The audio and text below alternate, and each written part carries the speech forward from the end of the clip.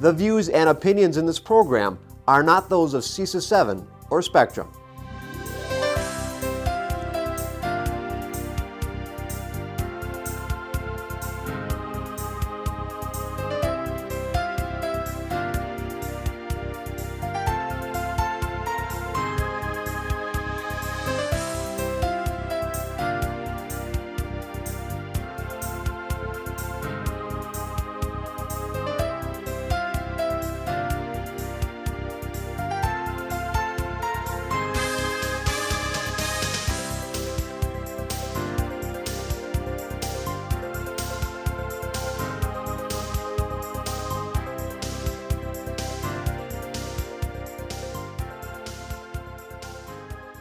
Special board meeting to order. First, we'll start with roll call. Sandy? Becker? Here. Maloney? Here. McCoy? Here. Shelton?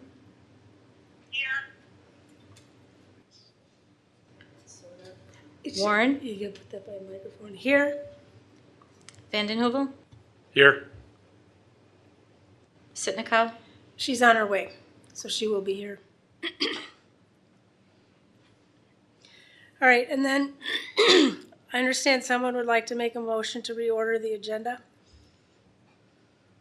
I would move to reorder the agenda so that we address items 4 and 5 first, and then go into our interviews.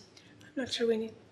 Second. I'm not sure we need to do 5 out of order. Okay, Well, I mean, I just. I don't have, I don't have any questions about it, and if we're trying to make sure that voting happens all together. right.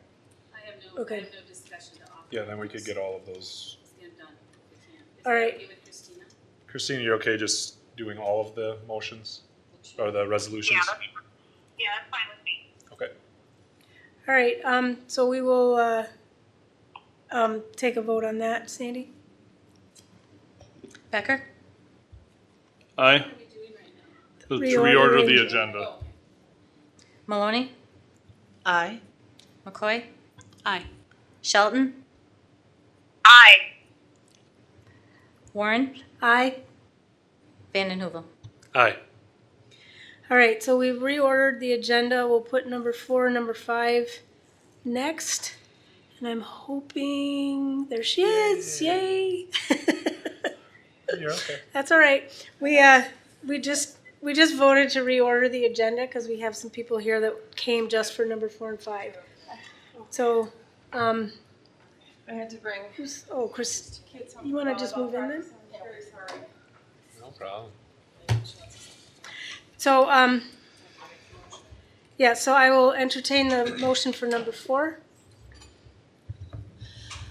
I move that the Green Bay Area Public School District's Board of Education co-sponsor the resolution submitted by the Wausau School District's Board of Education recommending legislation requiring school districts retire Native American mascots as presented be approved. Second. Any comments? I know we had a discussion and a lot of really good input from our community at our meeting on Monday. All right, Sandy? Oh, yes, go ahead. Can we just state for the record what we're doing essentially right now? What this means officially? So, what we're doing is lending our support to Wausau School District. They submitted a resolution to the Wisconsin Association of School Boards, which will go to the Policy and Resolutions Committee the end of September. So we're voting to co-sponsor essentially that resolution. And the resolution will go to Policy and Resolutions Committee. That's part of the Wisconsin Association of School Boards. They will consider all of the resolutions that get submitted, and you'll see we're voting on 3 more of our own on the next agenda item. And if this resolution is deemed to be to go to the delegate assembly, then it will be heard by the delegate assembly the end of January. The delegate assembly is made up of 1 representative from every single school district in the state, so it's got about 425-ish members. And once, if the resolution passes at the delegate assembly, then it becomes part of the official Wisconsin Association of School Boards Book of Resolutions for the 2020 school year. And that's what our lobbyists, we have 2 lobbyists with the School Board Association, that's what our lobbyists use to talk to, discuss, and encourage bills and encourage legislators to act in certain ways based on the wishes of the Wisconsin Association of School Boards. Anybody else want to add anything? All right. And obviously the resolution is a recommendation to require all school districts in Wisconsin, of which there are currently 31 who still have race-based mascots or nicknames. All right, Sandy? Warren, Aye. Vanden Heuvel, Aye. Sitnikow, Aye. Shelton, Aye. McCoy, Aye. Maloney, Aye. Becker, Aye. Carried 7-0. So we'll move that forward to Wisconsin Association of School Boards. That'll get mailed tomorrow. So thank you very much. Thanks, Brandon. Thanks, Bill. Okay. I move that the WASB resolutions as presented be approved. Second. And again, these are 3 resolutions. One, we talked about them on Monday night. One is to encourage funding for of a 1.2 funding factor for our English language learners across the state. One is to increase mental health funding for mental health care in our district.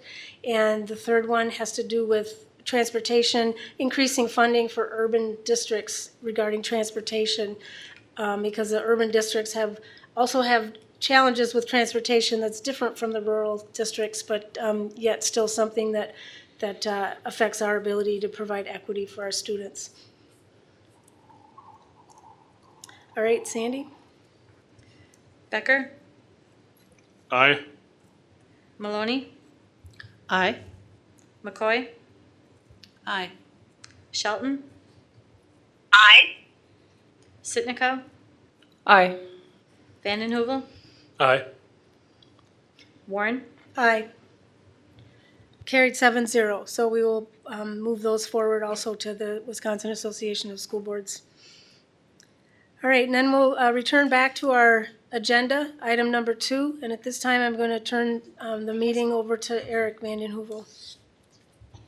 Thanks, Brenda. So we will welcome our guests from Hazard Young, Atia and Associates. If you want to come in front of the microphones. Our schedule will be adjusted by a little bit, but we have about 45 minutes planned. So about half or so of that for you to present as you see fit, and then the last half for us to ask follow-up questions, very similar to what we do when we receive board presentations. So we'll have an opportunity to ask questions at the end. When you speak, if you look on the microphones in front of you, there's looks like a little face. Yeah. No, that's okay. Yeah. On the microphones in front of you, you'll see a little face that looks like it's talking. That's what you'll press for your microphone to work. If somebody else presses that button, then your microphone stops working. So every time you want to talk, you push that button. So we're at 5:15. So if we go till about 5:35, 5:40 or so, and we have until 6 o'clock. Great. Well, thank you so much for the opportunity to spend some time with you tonight to present our firm and our illustrious associates here, one of whom was traveling and cannot be with us. So I will be Connie Collins and Max McGee tonight. And I hope after our presentation, after we have the time to engage in questions and answers, you will sense that our energy, our enthusiasm, along with our expertise and experience, we hope that we will have earned your trust, a trust to work with you and for you in this really important endeavor of finding a leader who will be the perfect fit for your more than 20,000 students and your schools and your greater community. But I'd like to start, before we dig into what we do and how we do it, to ask my colleagues to introduce themselves. So Pat and Sarah. Go ahead, Pat. Sure. My little talking person, there we are. Thank you again for inviting us to Green Bay. We're very excited to be here, and I'll just share a little bit of my background. I am a former Wisconsin superintendent, spent most of my career in the Eau Claire area and also in the Oconomowoc area, so very grounded in Wisconsin. And I think I can also throw in that I spent my senior year of high school at Gibraltar High School in Door County, so I know of your area that way as well, and have grown very fond of it. I'm a lifetime educator, teacher all the way up to being a superintendent. As I mentioned to you, I've been retired a couple years and have been doing search work, and so I bring that experience to the search process for you. Familiarity with schools, the challenges of schools, and also the great successes that we all like to celebrate. And that's the kind of superintendent we like to look for and make a connection for you. I have done extensive work not only locally and in our state, but also with AASA, our national organization. And I mentioned that because the significance for your search is our national network. And you'll hear that Sarah and I both have a network of colleagues coast to coast that we are very, very close to and that can access on a first name basis. So we are proud to share that resource with you as well. I'm also doing some work in higher ed right now, and the significance there is I'm doing some work at Alverno College in Milwaukee, and we are predominantly a college that serves first generation students, so I'm close to that type of work, as well as we're a Hispanic serving institution, one of the only ones in Wisconsin, and so I take no claim to fame for any of that, but it's been a very rich experience for me. For learning more about some of the challenges of people who work in our environment. And I think that might be a good fit and experience to bring to the search process for you as well. Thank you. Glad to be here. Hello. Let's find a little face here. Here we go. Thank you so much for having us. We appreciate this opportunity very much and are enthusiastic about being here. My background is 46 years in education, and I must say that I've loved every minute of it. It was a wonderful experience for me. I came from parents who were both educators as well, so and cousins and all of the families in the South where I grew up, and have had 23 years of superintendent experience, 15 in Wisconsin at Kettle Moraine, and 8 in Arlington Heights, Illinois. And also loved working with boards, with the community, and felt that experience has helped me grow to become a searcher, because a good portion of the work that we do as superintendents is seek out and hire the right fit for the position in the district. And so having 23 years of experience doing that makes me think that I can be very helpful to you as a board. We have a connection, Pat and I do, of both local superintendents that we would recruit on Green Bay's behalf, as well as a national connection. So it'll be a large circle that we draw that includes in the core Wisconsin, regional, and national. Good. Thank you. And Connie, there we go. Connie Collins just returned from Europe. Connie was one of the preeminent African-American superintendents in the country. I worked with Connie on equity issues going back to when I was state superintendent in Illinois in 2000. And she has has a sterling record. She's done equity work actually years ago with this district. And she sends her regrets that she can't be here tonight. As president, I get to pick and choose the jobs where I want to be, and I choose those jobs where equity matters. I'm not going to go into my background other than I started in college as an engineer, but then after spending a semester with 12 young men in a residential program in Harlem, New York back in 1969. It was life-changing, probably more for me than for them, though I remember Danny, Gash, Will, or Jim like it was yesterday. And so I like to pursue those, work with these districts where equity matters and where inclusion matters. So that's what brought me here this evening, and I am honored to spend some time with you. Our firm, as we go through our presentation, you do have in your folder on the right-hand side some slides, and they're all numbered in the pages, and I will really want to spend more time with the process. So I just will, very shortly, our firm, when you hire us, you're hiring 112 associates across the country. Most of them are based in the Midwest, and so you're hiring people that are also going to help recruit for this position. This will be one of the most attractive superintendencies that arise this fall because of location, because of the exciting work that you've done with your Pathways program, with your innovation, and the fact that, frankly, you have a record of improvement over the last 3 years. That all the arrows are going in the right direction. So our associates will help identify people that come to you. And that being said, in the 4 larger districts I've worked with over the last couple of years, all the candidates turned out to be local within the state, and in one instance, an internal candidate as well. So we are very honored to be here tonight. You get, again, this local combination of local knowledge and our national network and back office support. We turn our survey around, for example, literally in 2 hours after it closes. That's the kind of back office tech support you have. Our weekly reports, we do video conference, we do written reports, and so you'll find that this back office support will be second to none. But with this, I'm going to ask Pat to really go into, I think, what matters most in this process, or at least the first phase, and that's hearing what the community has to say, the engaged process. So take it away, Pat. Thank you. This begins on page 6. Got it. Yes, page 6. I'll talk about the engage phase. Our process really has 4 sections to it. This one is the lead off, if you will. Very, very important. I can tell from your website and some of the work we've done that community involvement, community engagement is important to you, and that goes without saying. So forgive me if I seem to oversell this, but this is so vitally important, and I know that you know that it's important, but I want to tell you what we believe we'll be able to do for you.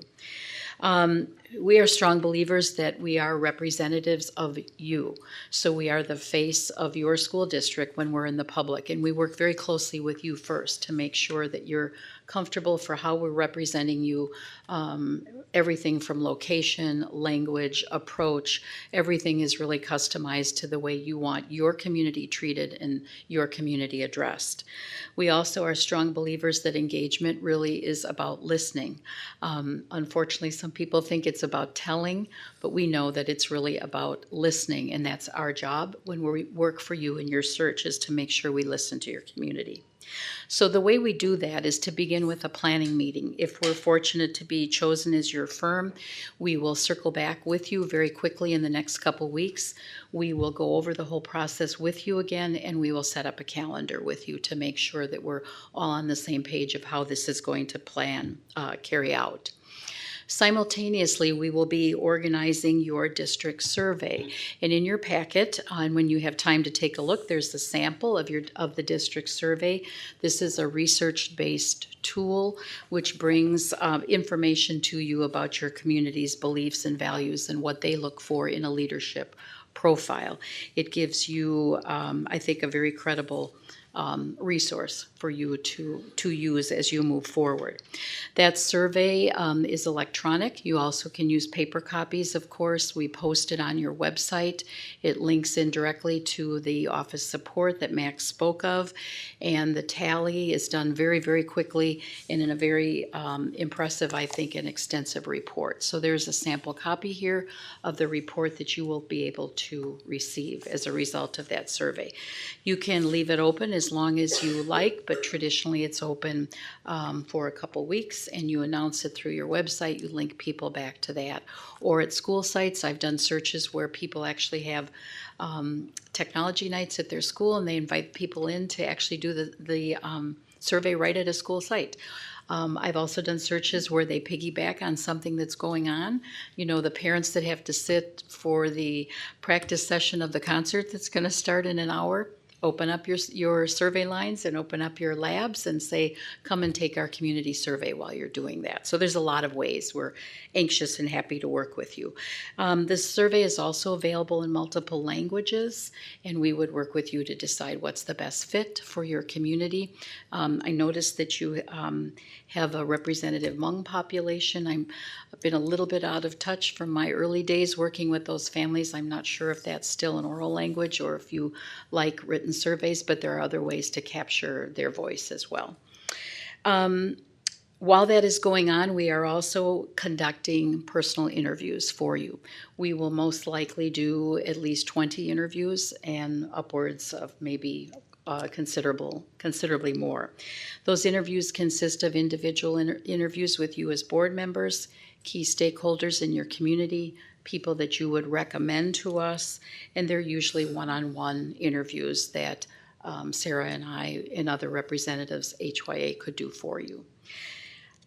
Additionally, we would hold forums and focus groups, and the focus groups and forums are opportunities for us to get at a larger group of people that you would like input from. We hold them across your community. We can hold them in your schools. We can hold them outside of your schools in a variety of formats, whatever you think is the best way as you work with us to determine how to really make your constituents comfortable. We have conversations with them, and pretty much they share their ideas about what they're happy about, what they're challenged by for their future, your future together, and also what they look for perhaps in your next leader. We also have a town hall meeting, which would be an open forum, which would be probably a larger, more generic invitation where we make sure that we've not only included specific focus groups and individual groups that you designated, but perhaps a larger cross-section of your community. And I should mention, perhaps I didn't, that those focus group interviews can be internal as well as external. We interview your teachers, we interview your administrative staff, we interview parents, we interview students. So there's a lot of internal voice that's captured as well as your community stakeholders. From all of that, we then present you with a leadership profile. The leadership profile is our summary of our findings and how we think we can best describe your position and your needs when we go out to recruit. So it does two things. We bring that back to you to make sure in working for you that you're confirming that we've captured who you are and what you're looking for. And you approve that before we use that publicly, and then that is used as a foundation when we're doing our search work. We also have an advantage, and I think a novel approach that perhaps you might not be familiar with, but we also can do virtual meetings as well. So we can capture people who might have access to platforms and technology. You can also host them in buildings. We use Zoom as a platform, and people can participate in a group regardless of their location and area. And then just another way, I hope you can see through this, that in working with you and for you, we want to make sure that we capture all the voices that you want to hear. Good. Well, thanks. Let's move on to our next two phases then. We got another 7 minutes. Yeah. Just one comment with regard to the. Oh, thank you very much. Okay. Just in segueing, that survey that is done and the profile created also can serve so nicely for that new superintendent coming in to give the clear picture of what the community sees as needs and perhaps as a work plan for that first year. So it has multiple uses. For the recruit phase, we begin right away posting your position and letting the world know that you are looking for a superintendent. And we post that on the HYA website. The great advantage of that is that all the superintendent vacancies are posted, regardless of who's doing the search, are posted on the HYA website. So that draws a lot of traffic to that site. Everyone who's looking for a superintendency comes to that site to see where those jobs are. So that's clearly one of the great benefits of the posting on HYA website. Social networks, the professional organizations as well. Your own website is another place to post that listing. So there are plenty of ways on paper and digitally to get that out. But in addition to that, what Pat and Connie and I will do is to connect a network of people. We will start on the phone. We will try to link the profile of your district with the right match, and we will recruit sitting superintendents, people that we know may not even be looking for a job, but they just don't know how wonderful Green Bay is until we bring it to their attention. And so we will get applicants that way, great applicants. And so that reaching out is a crucial piece, and maybe at least half of our work in terms of networking and getting the word out and getting heightened interest in Green Bay. We can do that. Certainly locally, our networks are strong locally and regionally, but also nationally, because we have been involved nationally at the AASA level, which is the American Association of School Superintendents. So there is that connection nationwide, plus the 112 associates that HYA has as their search consultants. They are all our partners in this, and we their partners as well in their searches. So, in addition, we give you weekly analytics. We give you a board portal so that the applicants, the highly qualified applicants, are posted there. You can see their credentials. We ask you to hold that in confidence because, of course, there are some applicants who are not ready yet to make that public. But that's an important piece as well. So you have that access to the portal. We give you the analytics weekly on a weekly basis as to who's applied, what that demographic looks like. And we will screen very carefully. We will meet and greet each one before you do, so that we have a thorough understanding of what and who we're bringing you, and that you have confidence that we have vetted them for you. We will look very carefully at the top 20, likely to bring you the top 10 if that's what you want. We typically bring 6 for you to interview, and you can do that. You can do 10 if you want to. You can do as many as you want to, but we would recommend that you let us bring you our top 6 to 8 to 10. And that you would narrow that down to your top 3. And your top 3 then would be vetted by you, of course, your community, to get that feedback to you. And once it's the top 3, it's public. Their resumes, their interest in being the Green Bay superintendent becomes a public record. And sometimes the board, once they get those 3, want to spend some time with them. They want to take them to dinner. They want to, because when you're trying to find the right marriage, which you want it, and you want it to be long-term, sometimes it takes more than an hour or 2. So you need to build in that time in this process to be able to sit with them and get to know them, maybe get to know their families, so that you can be certain that this is going to become the right match. Good. Well, thank you. I'll close then. And I just wanted to reemphasize before I do that about the importance of the vetting process. Sarah and I have worked a search together before. We did face-to-face interviews with 18 candidates, or virtual face-to-face, really more often than not, and went deep into their background. And then for the final candidate, we recommend the board use a third party, sort of Baker Eubanks, and there's on the left-hand side of your folder, there's a one-pager on that. And when we've worked on these before, we have found that this is a a way to assure the board that they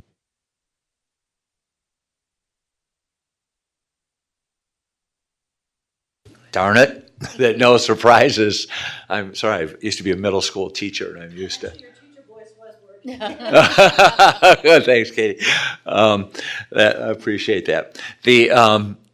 That there will be no surprises, and sometimes there are. We had one candidate who had filed bankruptcy, and we turned that over to the board. That's all transparent information, and the board can decide what to do or have us look more deeply, interview the person. They may bring them back. So let me just close in with our guarantees are on page 13. We will stay with you as long as it takes to get the best slate for you. Our job is to make your job difficult because you will select the candidate who is the perfect fit, and we want to bring you a slate where that will be a tough decision. But if it's not the right person at the right time, we will stay with you until it is. We guarantee that if an individual leaves the first year for any reason, even if it's an illness or a family problem, we will redo the search at no extra expense. And you can read the other guarantees in there.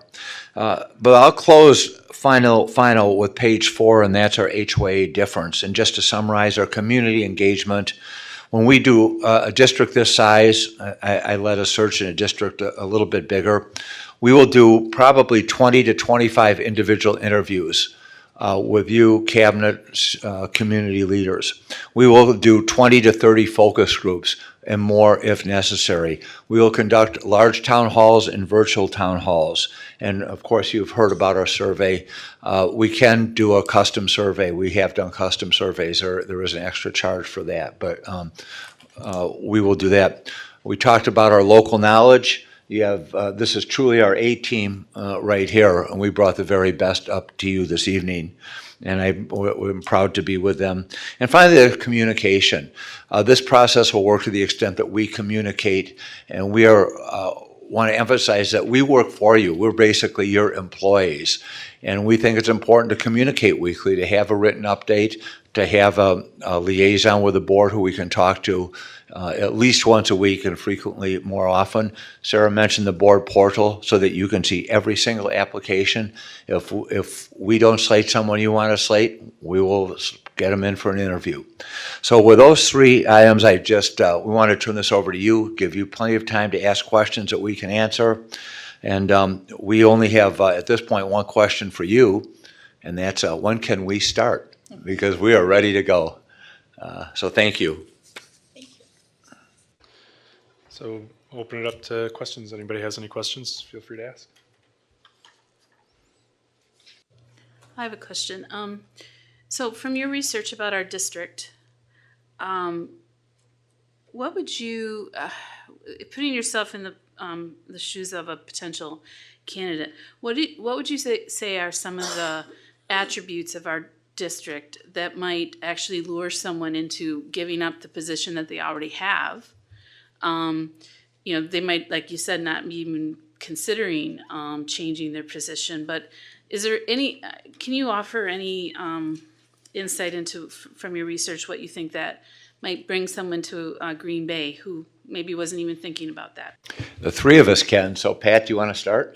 Sure. Yeah, I'm sure we all can chime in on this, but I'll tell you from my perspective of looking mostly at your website, being a little bit familiar with your current superintendent, and being somewhat familiar with the Green Bay area. So without a doubt, I think your website impresses and communicates first and forward that you're about all kids.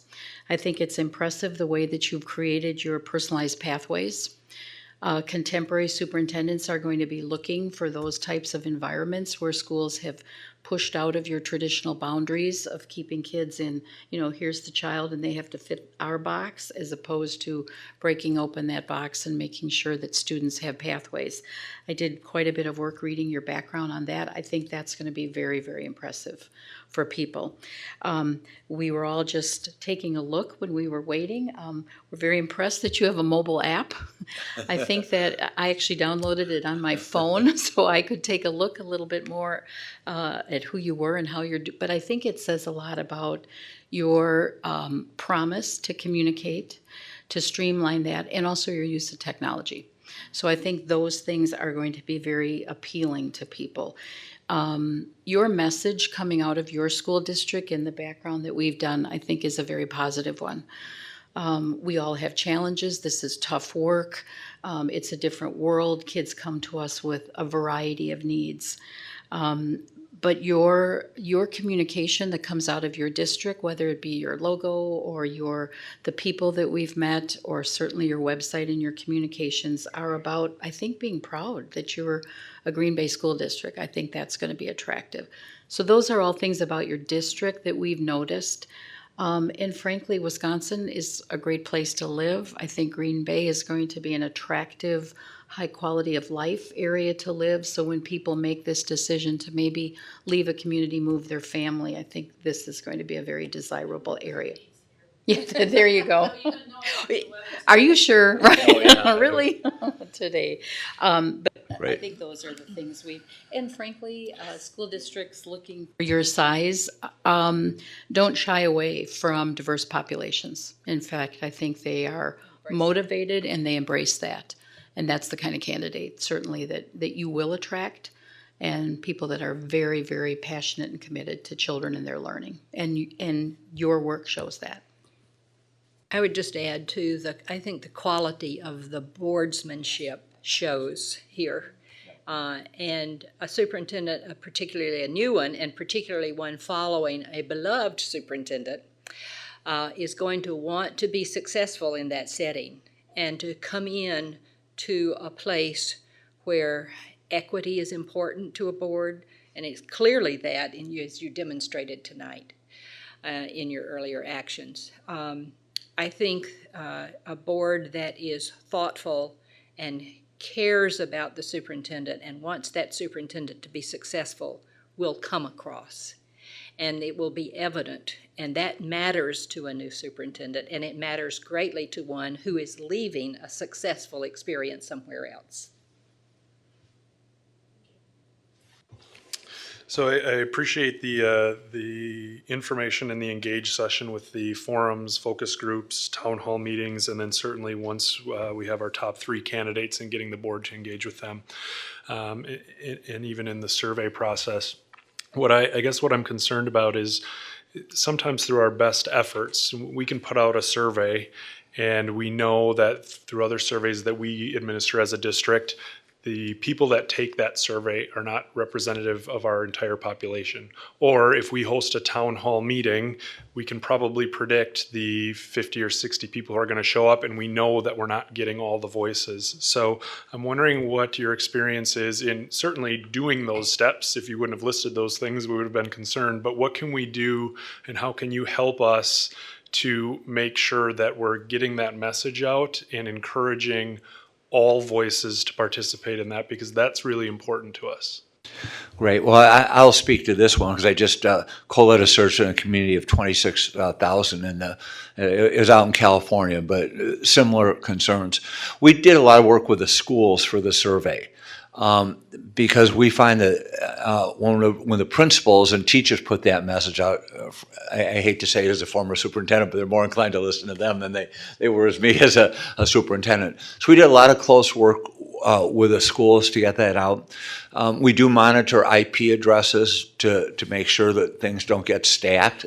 So that somebody's not doing the same survey over and over, so we do collect the IP address. We don't obviously identify people. We found and we had representatives from all the schools. I mean, the schools were well represented in the survey. We finished a similar large engagement session for a community outside Wichita, Kansas, a smaller district. But going through the schools really, really helps. As far as the focus groups, that's why we do so many. So that we ask you for special populations. We almost always meet with a special education parent group, the various minority, historically underrepresented group. And in those meetings, we actually give them paper and pencil to write comments, and we also use a free technology called Padlet, where they can, after they leave meeting or during the meeting can put their comments on anonymously. We like to go out in the community. So we have done YMCAs in East Palo Alto. We've gone to middle schools. We go to high schools to meet with the students. So that helps. That being said, we never get everyone. But when we emphasize, oh gosh, we did 20 interviews, 30-some focus groups, and the surveys through the schools, it gives a sense that the board has done their due diligence in at least attempting and making it opportunity for everyone to get heard. What's interesting about these virtual forums, we have a license for 500 Zoom people, people that do, and frankly, at a community forum, for these, we've never had more than 30. But the fact that, again, that it's offered and people have access, they felt like, well, the board is listening to us and they want to listen. I'll say as a superintendent, I had more people when we went from half-day to full-day kindergarten on a virtual forum than any other issue ever. But that was still only 120 in a district of 13,000 kids. So that's the answer. You won't get everybody, but again, going through the schools, I think, is our best strategy. Yeah, I don't know if you want. So I certainly, this is kind of a double-edged thing. I certainly appreciate the fact that if you're selected and once you place someone here, that you won't let them apply for any of your jobs within 3 years. I like that part. But does that on the flip side, are there a high number of superintendents you've placed in Wisconsin and Upper Midwest in the last couple years? And what if one of them is who we would have wanted? Yeah. There are two sides, right? Yeah. Well, I know you've placed people. Either of you want to talk about that specifically? Sure. I can say that I believe the last 4 searches I did in Wisconsin, the superintendents are still there.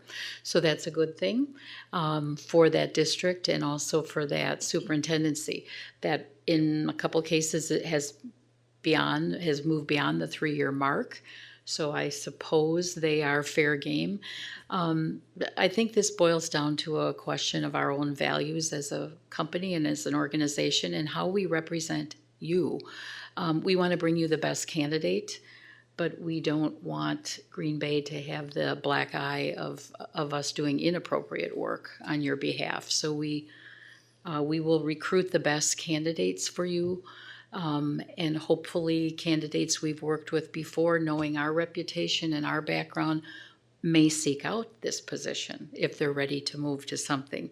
I think the key piece is in that first 3 years. It would be really inappropriate for us to seek out somebody in that short time, and we would not do that. We would be reaching beyond that, and then your candidate would have that protection too once they're here.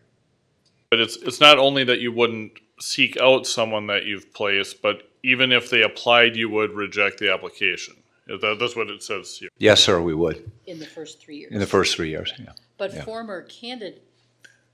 Former superintendents who are beyond that 3-year mark, if they would apply for your position or we would have contact with them, we certainly would consider them.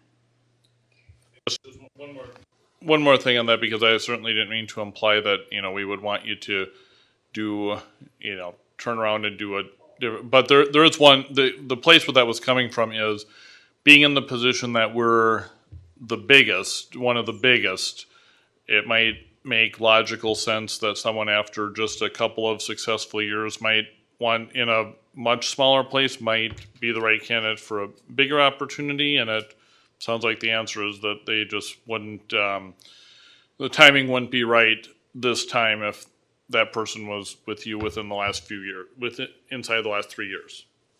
The ones I'm aware of, certainly not within 3 years because of the statements we've made about that. But frankly, everybody else is somewhat fair game. If they're interested and they're a fit, and you're absolutely right, being the 4th largest district in the state is going to attract people who have moved through their career and you really will attract a very specialized candidate and people that are ready for this size district and this challenge. And I think they will come from people that we've already had experience with. The plus would be they know us and we know them. And we would know their skill set, and we certainly would look at them if there's an interest or if we feel there's a match.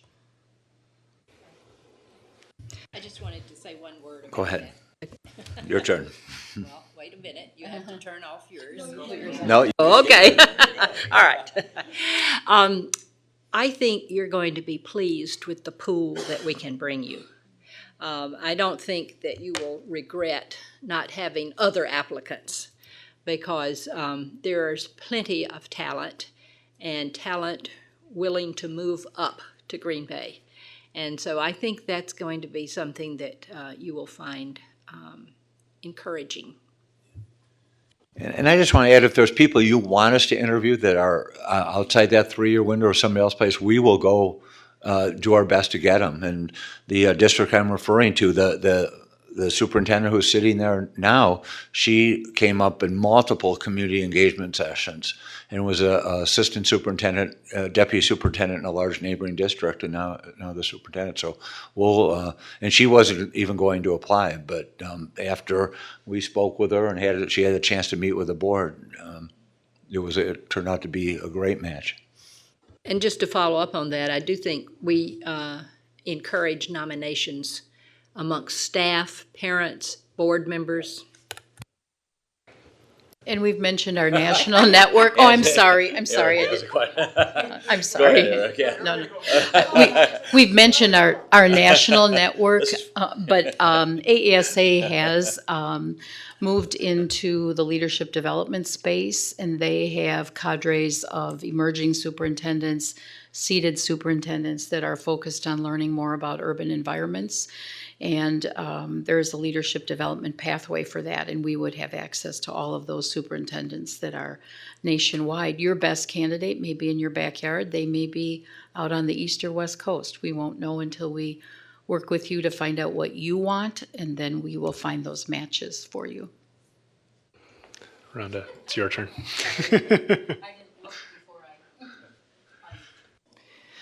Thanks for being here. Can you tell me how many urban districts that have very similar look in demographics, in English learners, student population, school buildings, how many have you successfully placed?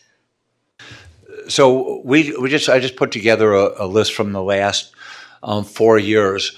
We had a total of 26 districts, and I actually have a one-pager on this. I can send you 25 or 26. And 2 of those were double counted because we did it twice. One of those is a large district, Los Angeles. Of those, we slated, we have it right here, thank you. 32% of the candidates slated, of the 133 candidates, 32% were women. 53% were historically underrepresented candidates, African American, Latinas. So, yeah. 53% of the 133 we slated. So we had 19 and 6. We have 25, and again, we did LA twice, so 26 total in the last 4 years. And those are your size or bigger urban districts, yeah. Did that answer your question? Sorry. Kind of, sorry. Would you be able to name some of these districts? Sure. Yeah, we have...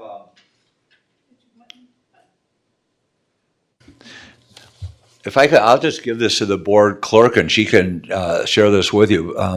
Anaheim, California, Boston, Massachusetts, Beaufort County, South Carolina, Glendale, California, Denver Public Schools, Newark, New Jersey, Midland, Texas, Humboldt, ISD, Texas. So we have, I'll just be glad to leave this with you, and you can use that for reference, yeah, right. Right. Isn't here, so just set it on the table and, Okay. yeah, right there is fine. We'll get copies made, yeah, thanks. And then, and I have someone that basically it's his job to go around the country and work with higher education, trying to find presidents for their universities. And he had said you should definitely ask what the firm has learned by a choice that didn't work out so well. So was there ever a choice that didn't work out well? What did that look like? What did you learn from it, and what have you done to change in your venture? Sure, and there, I've been with the firm, I've been president now, it'll be 2 years in November, and there was a search just before I came in a local, smaller district in Illinois, an elementary district, that did not work out at all. There was a candidate slated, actually from, and this is all public record, so from Kenosha, Wisconsin, that had a sealed file, and there was a separation agreement. The associates told the board there was a sealed file. They did not know what was in the file. They told the board there was a separation agreement, and this candidate, and I had met this gentleman afterwards. I did an after-action review when I came on board to see what happened, what went wrong with this process, and I'll go into that in a moment. But just to tell you how this played out, so he was there in a short amount of time, and some issues came up with inappropriate interactions with staff, harassment actions, and the newspapers did some digging and got into somebody got into the sealed file, and it was very similar allegations of sexual harassment in his previous district, and so he was dismissed. And of course, we offered to do the search replace. It was in the first 2 years, and they ended up taking their assistant superintendent and making him the next superintendent. So that did not work out well at all. And what we have done since then, we have really increased our vetting process to do all social and news media ourselves for the 20 candidates we slated. And if there is something like that, we will find out what is why that person is leaving. So, for example, when we did the Denver, Colorado search, I co-led that. We went through every one of those people. We gave the board, here are the links we found, here's all the information we found. And then, of course, we used a third-party background check. We also increased our communication with the board so that we would have weekly meetings. So because in this situation, what we found out is in my understanding of the process, it had gotten too far down the line. The candidate, was slated, people had met him, and he's very, very charismatic, caring guy who denied all the allegations. I will say that too. But it just got too far. It should never have gotten that far with more thorough vetting. So those are two things or three things we've changed. We've improved the vetting process. We require the weekly meetings and weekly reports that engage the board as that part of the process, and then we tell the associates that that basically they have to clear it through me if they're going to. So we have quality control within our own firm. If you're going to do it, you have to go through the president of the firm if there's somebody of questionable nature, and that's worked. We actually have not slated a couple candidates who may have been fine people, but there was just some concerns. Yeah. What are the benefits or pros and cons to hiring an internal candidate?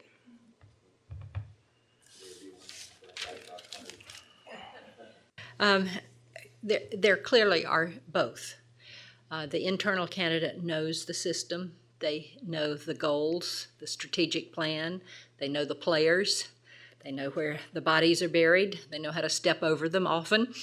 And often they will have a sense of the community and perhaps, not knowing who you might be thinking about, also have the support of the community. So all those are pluses.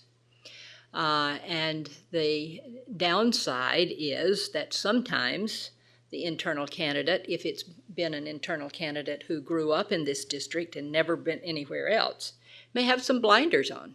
They may not have seen the world, nor have the new ideas that could infuse some new energy into the system. So, Pat, you want to take? Just to piggyback on that, I think it again goes back to your preference and priority as a board. And when we work with you, we would discuss how you want internal candidates handled and treated. Meaning type of interview, how they move through the process, et cetera. So that's really for a later conversation. But as Sarah said, there's pluses and minuses, and it really depends on, like with any candidate, the fit.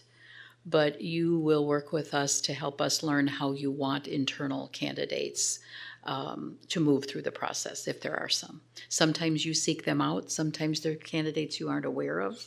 And we've handled that in other searches as well. Just a quick clarifying, if you had to put a rough estimate on, of all the searches you've done, what percentage would be filled by an internal candidate? Is that common, or is it rather rare? It's probably, I'd say 10%. I mean, by internal. That being said, the regional, the local is much higher. That's probably 80 to 90%, at least in the general area. One reason, of course, just state rules and regulations as well. But for example, the Glendale School District, or I call it, we had 26,000 students. We had the 20 that we interviewed before we did the slate were from 9 states, but the slate was all from one state, all from local or regional, statewide, and they ended up hiring somebody again next door. It's about 10%, I'd say, internal. My experience has been 50-50. For internal? Yeah. Yeah. I've never hired an internal, but I was an internal. So I live both sides of that fence. But I think what is really important for you as a board goes back to how you want that person not just treated, but what their application will look like in the process. And the reason I say that is because you may have a wonderful, supportive community and you go to hire an internal, and there may be one voice that says, why did you go through all this if the person is sitting right there across the hall from you? I think the fact that you're looking at a national search and hopefully looking for a firm to help you with that tells your community that whoever that person is, internal or external, they're going to be the best. And that gives you, increase your credibility. You're already credible, you're elected. But I think it gives you great protection in saying, we may have a great internal, but we want to make sure we're bringing the best person for the next chapter of our school district. And that's why, right, and it'll come down to, because I don't hear you saying, well, we have internals and we want them treated separately. They would be part of the process, and I think that's what brings you safety, Frank. We have time for one more question, so Andrew? So I was, I believe when I was on the board previously and Greg Moss was hired, I believe we used your firm. And I liked him. He left within, but that was a weird time in Wisconsin, so I probably don't really hold that against any firm. But Peshtigo, Manitowoc, and Fond du Lac, or Howard Swamico. I mean, it was. I remember getting the feeling that although I was pleased with the final candidate, in this particular case, it's likely that these candidates would have found us on their own. That we could have put a ad in the newspaper and found the same 4. And I hear Sure. That was what we had that with you. So I realize people tend to more or less, I wish more people would apply wider than they do, and I know that they don't. But at the same time, it's important to me to know that there's a very good chance we'll see some names that we wouldn't have seen just putting our own. I mean, there's quality candidates who would apply just because Green Bay, when Dr. Langfeld announced her retirement, there's people who probably started thinking about it, that we don't need a lot of recruitment help, but we want you to find the hidden candidates too. So this is why my take on the 50-50 comes in. Anyway, most of our searches, about half the candidates come through an application process. And again, we'll work with you on what should go into an application. But we recruit about 50% of the candidates, and work hard at doing so. As do our associates. I mean, there's people who frankly, in both. One in Pennsylvania, one in California, said, if you get this search, I have a great person that you ought to think about, because in both cases, they both grew up in the Midwest and I think are interested in one fact from Wisconsin, and she's interested in returning. So it'll be about, with us, you will get at least half again what you would get from just doing it on yourself and just because people know it. And our website, I think it's page 8 in here, we get a lot of traffic through our website. And you can put on that website whatever you want to attract candidates. And because you'll go with, if you work with us, you're featured at the top of the website. We kind of use that Miracle on 34th Street piece, the Macy's Gimbals. We list every search on there. So even if you don't go with us, your search will be listed. It will be down the list. But it's the number of hits and the number of applications that come and notifications of people going through our website. It is the place to go. It's free. In fact, when we talk about advertising during the planning meeting, I will tell you we are not going to recommend you do a single ad in Ed Week that's just your district, because it'll be $5,000 and you'll get 3 or 4 people from it. All right. Well, we've come to the end of the time. We appreciate your presentation and your time here today. I appreciate the questions from the board. We will conduct our interviews and our conversation later tonight, and should have a decision within the week or so. And we will get started as soon as we hear. Thank you again for your time. I really appreciate your. Thank you. We do. Either way, we Yeah. will send people your way, either way, because we do know people who will be interested. So thank you. Good luck to you too. That's one of the hardest to ask. All right, nice to meet you. Yeah, really curious. My wife's in the university system. Thank you. Thanks for having us. Yeah. I will. So that's how I know. Well, he was fond of Evading. Thank you. Okay. Yeah, I like writing. I don't fall for someone. No, I mean, I understand. at that time, people didn't know even if their existing retirements were safe, because who knew what was going to happen. So. Right. Thank you so much. Did you say your goodbye? Yeah, I didn't. Thank you. Andrew? Yes. Thank you so much. You too. Thanks for having us here. Thank you. There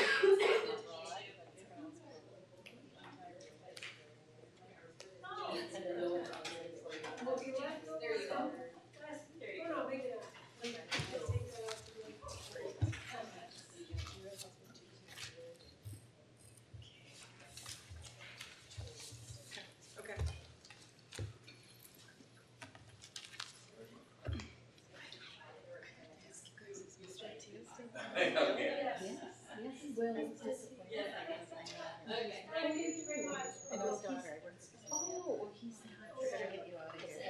I mean, he is, but still part of the company, but not as. But you guys put a note on the, somebody. Thank you. Thanks for having us. Thank you again. Thanks for having us. Oh, really? You do? Yeah.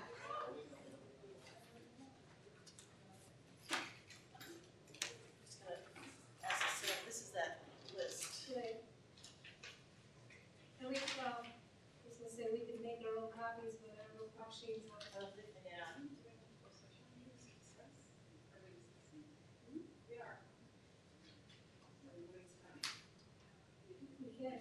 Postal protocol.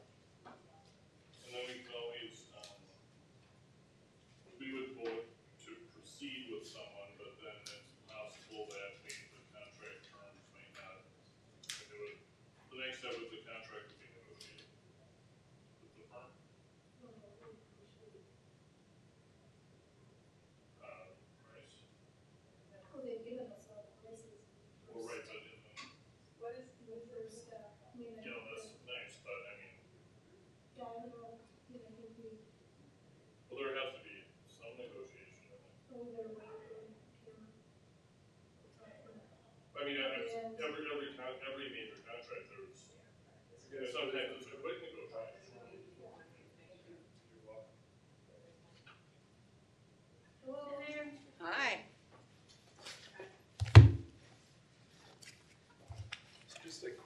tutorial on our microphone system.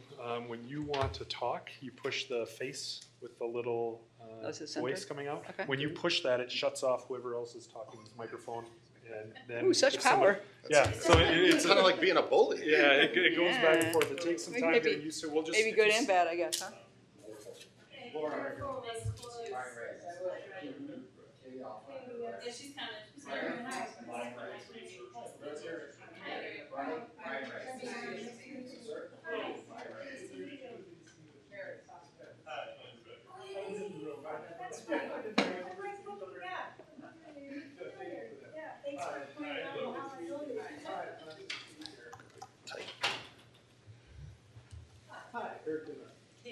I was going to say, you must be Katie.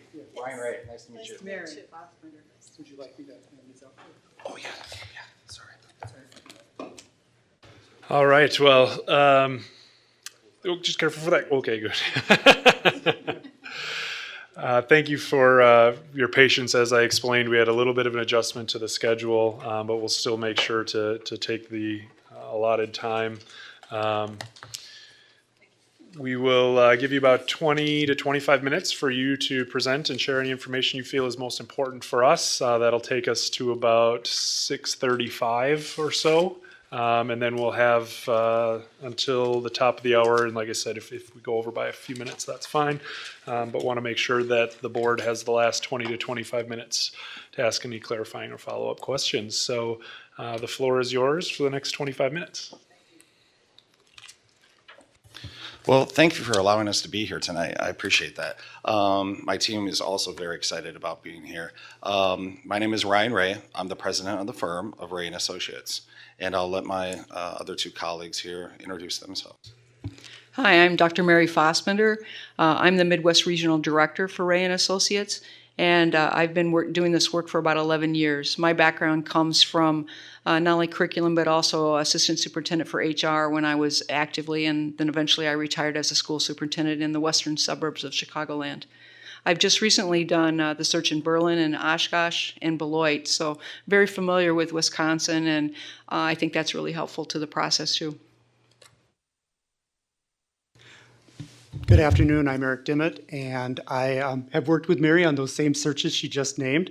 I'm from here in Wisconsin. I spent 25 years in K-12 education here in Wisconsin as a teacher and as a school administrator, both primarily in the Milwaukee area as assistant principal, central office administrator. I now get the pleasure to work in higher education, preparing principals, directors of instruction, and superintendents. So, and I'm the person from Wisconsin. And I do about one search a year, 1 to 2 searches a year, and just find it really fulfilling because I think the best work we can do is making sure that you have a person in a leadership position to serve your staff and most importantly, your students. So, we give you some packets. If you want to open those up, we're going to kind of go through what sets us apart. Does everybody have that? Great. So let me go ahead and start and introduce the fact that we have been in business for over 45 years this year. And so we're the oldest national executive search firm that does this kind of work, and it's the only work we do, period.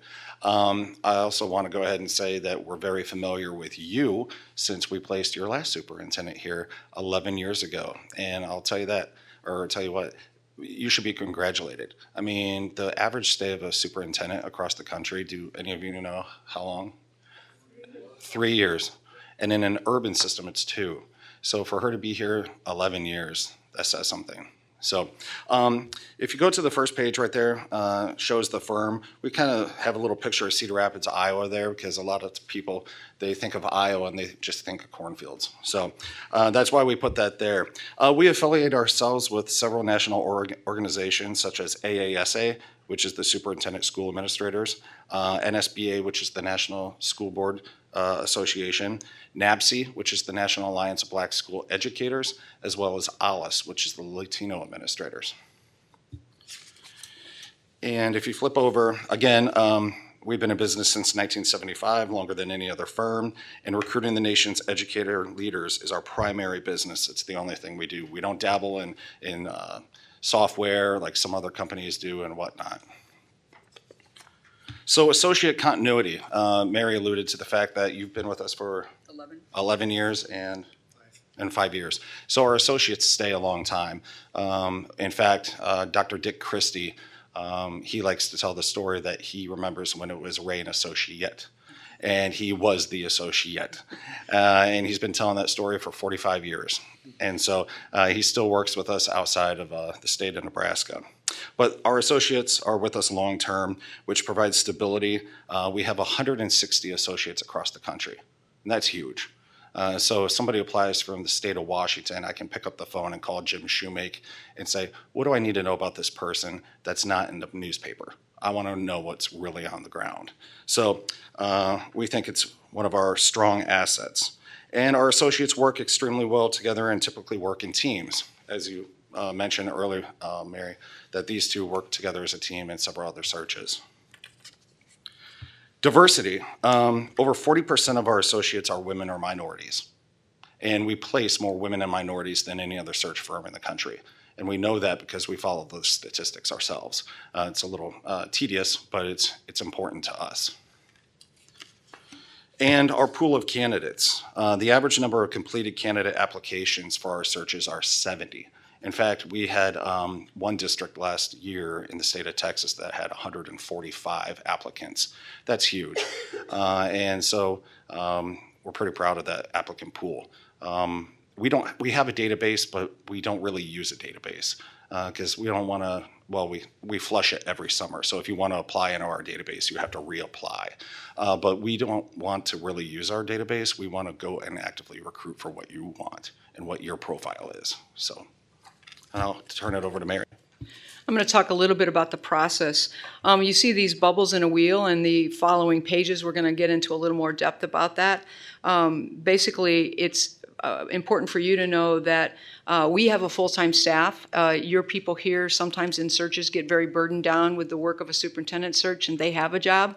So, we do a lot of the things that some firms would not do, including the flyer, a lot of the paperwork that needs to be developed and sent to you so that you're well informed along the way. So we're very flexible.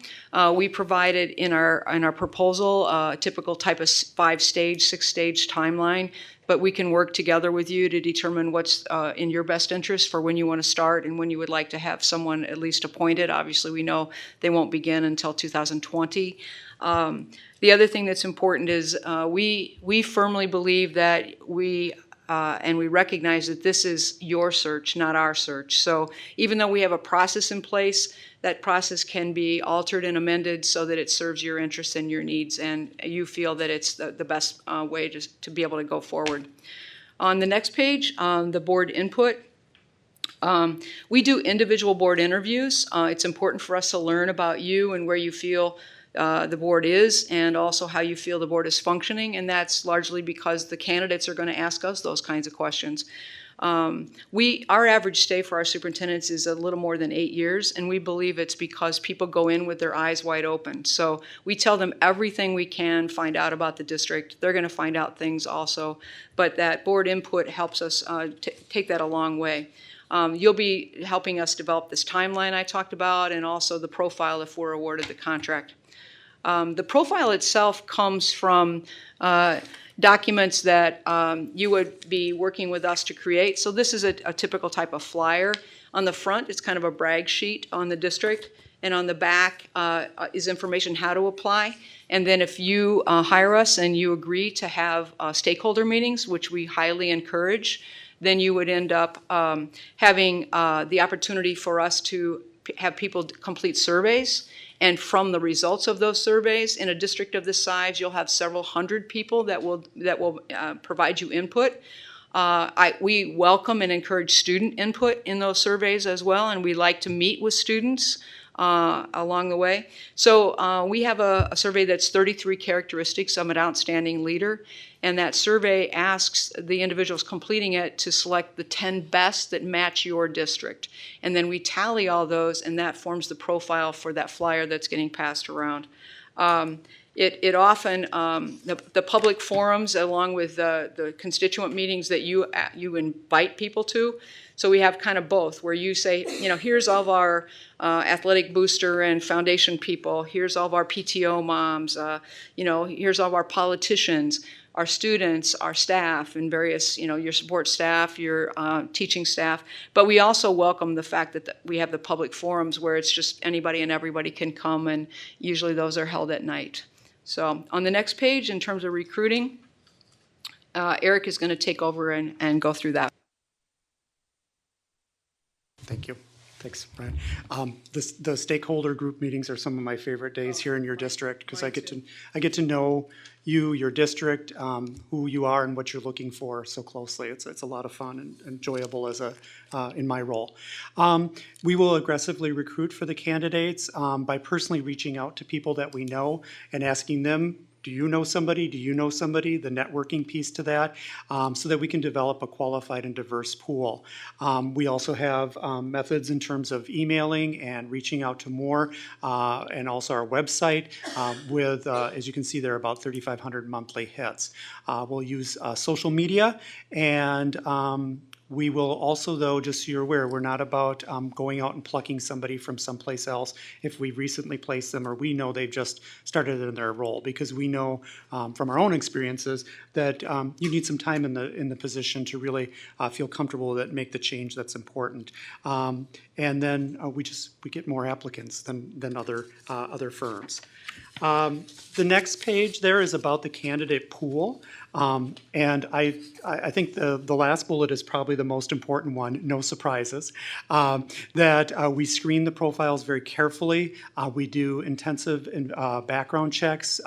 We check social media accounts. We get experience training in terms of how to do good web searches, and not just the first page, dig deeper on the internet for those type of things. And then also complete background checks as part of that, and that would include, as that second from the last bullet mentions, criminal, civil litigation, Social Security, those type of things for each candidate, okay, the final candidates. The next page, too, I've already said that I've got a favorite, so I have to make this my second favorite, is the meeting where we present the candidates to you. The 10 to 12 candidates that we have seen risen to the top of the candidate pool. And a key part of that, it's a very long meeting, but a very enjoyable meeting, are the videos that we share. And so each one of the candidates tapes 3 one-minute videos. So before you even call in someone to come here to the district for the interview, you've seen them, you've seen how they communicate, you've seen how they interact in a way through that video process, along with looking at all their detailed paperwork that they've submitted. And so you do that screening process. The other piece to that too is that we use a scoring matrix, which allows that each one of you as individual board members to have your own input into the process. And from there then we go into, after we've looked at those scores, we go into a discernment process to determine who would be the people out of that 10 to 12 people that we would initially present that you would want to bring back for interviews here within the district or within the community. I think I'm going to turn it back to Ryan or Brian. Okay. So finalizing the search and beyond. So you'll have the interviews and final selections, but we'll also assist the district to reach contractual agreement with that candidate as well. One thing that I don't like to use, and we've thankfully haven't had to use it too much, but we have a 2-year guarantee. So if that person leaves, or if you decide that you want that person to leave, we'll come back and do the search for just expenses only. In 45 years, we average about 50 searches a year. We've only had to do it a handful of times. One was a death. Another example is that Governor Huckabee came in and handpicked somebody for his cabinet. Not our fault, but it was the right thing to do to come back and do the search. We'll also provide a board self-assessment survey, and we used to do this just once when the superintendent came on board. Now we will do it free every single year with you all, as long as that superintendent is here. So you could have had it 11 times this past superintendency. Board governance. Board governance, it's a self-assessment survey, yep. And we'll assist in helping that superintendent build the new leadership team. A unique transition to success. We can help the board with board meetings, board roles and responsibilities, team meetings. But really, what this is all about is that 2-year guarantee. So, with that being said, Mary, do you have anything else? Yeah, I was just going to add, on that last page where it talks about the transition, I think this is a really important thing. So before the person even gets here, let's say you name them, several months ahead of the start date, you and they could each do these surveys, and it's like 8 areas of board governance. So you can see, we'll share the results. That's a part of our overall price. We'll share the results of that with you, and you are able to see where there might be some cracks forming, where you have some differences before they become big potholes and major problems. So it's a way to head things off and become very unified. I think this is a very unifying experience for a board, but then you have that next step, which is how do you stay unified with the new leader? And because you've had longevity, it's going to be a shift for everybody. And so the more things like this you can do, I think the better you would be. And these are the topics that we cover with that board governance. And one other thing I wanted to mention is that we have a portal that you can come to and you can access information and whatnot, such as, timeline, timeline and other information that you can access on that portal. The other thing I wanted to mention is that we go to national and state conventions across the country to recruit for you. So I know we're going to be at the Illinois Tri-Conference. We're going to be at a couple others, Florida, Texas, and whatnot. We try to hit every state. We just can't hit them all because they're all about the same time of the year. The other thing is the national conventions. We'll be sitting there talking with associates and superintendents that have good jobs right now, because that's what you want us to do. You want us to recruit, but you want us to aggressively recruit. You don't want a superintendent that's reading the want ads. You want somebody that's doing a good job at their district right now. So, anything else? No. Okay. Do you want to go ahead and have a summarize, or would you rather wait till after your questions to do that, Eric? You might want to summarize now because we'll have a lot of good questions and probably run over. So if you want to do a summary now, that would be great. Sure. So we're the most experienced search firm in the nation, so over 40 years. We customize the candidate profile utilizing the board and stakeholders' public input. We provide a variety of foreign language surveys on our survey that we put out there for your constituents to go ahead and fill out. We have an experienced full-time office staff, which takes the burden off the district. The largest recruiting network in the country, diversity. We've recruited and placed more women and minorities in the country. Average number of completed candidate applications is about 70. And we're going to bring 8 to 12 top candidates to the board for selection. There's no surprises. They're criminal, civil litigation, social security, sex offender, motor vehicle records. All of that will be done. You don't want any surprises. We don't want any surprises. So by the time we bring the candidates to you, they will be who they say they are. Eric talked about the scoring matrix. There's no markup on search expenses, including advertising expenses. We don't like to spend your money, so we're not going to say you have to advertise here. What we're going to do is come to you and say, this is where you can go to get the biggest bang for your buck. And so we'll walk through that with you all. We'll tailor the interview process and questions. Again, I discussed the 2-year guarantee, and upon request following the hiring of the superintendent, an annual follow-up board self-assessment. And so that's really the highlights of who we are and who we've been for 45 years. All right, time for the questions. Laura, would you like to go first? Yes. Okay, so I'm assuming that before you did this, you did some research about our community and our district, and you also have some previous familiarity. Let's see here. What are some of the things about our district that you think what might draw candidates here? In your research, I mean, what might lure a really highly qualified person to this district and to apply for this position? I'll start. It's interesting to me that successful superintendents or even assistant superintendents who've been in other places, when things are, they've actually been able to make a lot of changes and create a lot of successes for kids, close the gap, do things that are pretty remarkable.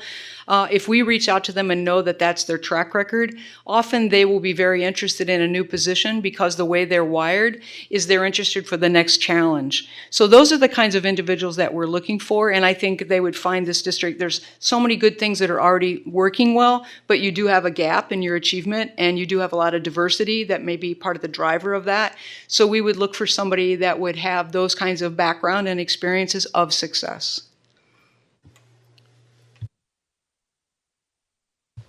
There I am. Yeah, Mary hit on it, what I was going to say. The first thing that popped up into my head was your diversity. And you're the #1 most diverse district in the state of Wisconsin. And that will attract a certain candidate as well. Yeah, and I think that, you know, as you talked about your district and what we've looked at, there are challenges here, but what really exists though is the personality behind that candidate who understands and relishes those opportunities, whether, and in particular like achievement results, moving you forward on that, the diversity issues that we've talked about. Superintendents are wired a certain way. The ones, and those are at least the ones that you want to have coming here that that see all the opportunity that you have, and there's a lot here.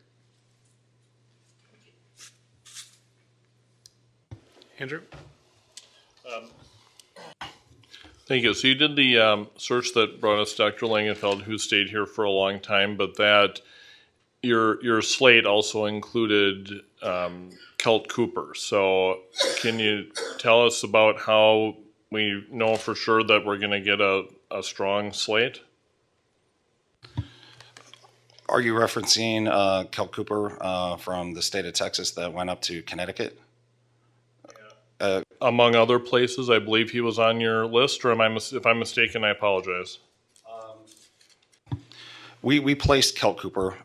He was on a Texas border, right on the Mexico and Texas border, and he faced a lot of different challenges with that. And then we knew of a district in the state of Connecticut. The district is kind of, I can't think of it right now, but we placed Kelt there, and I think he lasted 3 or 4 years in Connecticut. Now, if Kelt has applied at a different search another time, I just don't know off the top of my head. But he lasted there for 3 to 4 years in a district that turns over almost every year.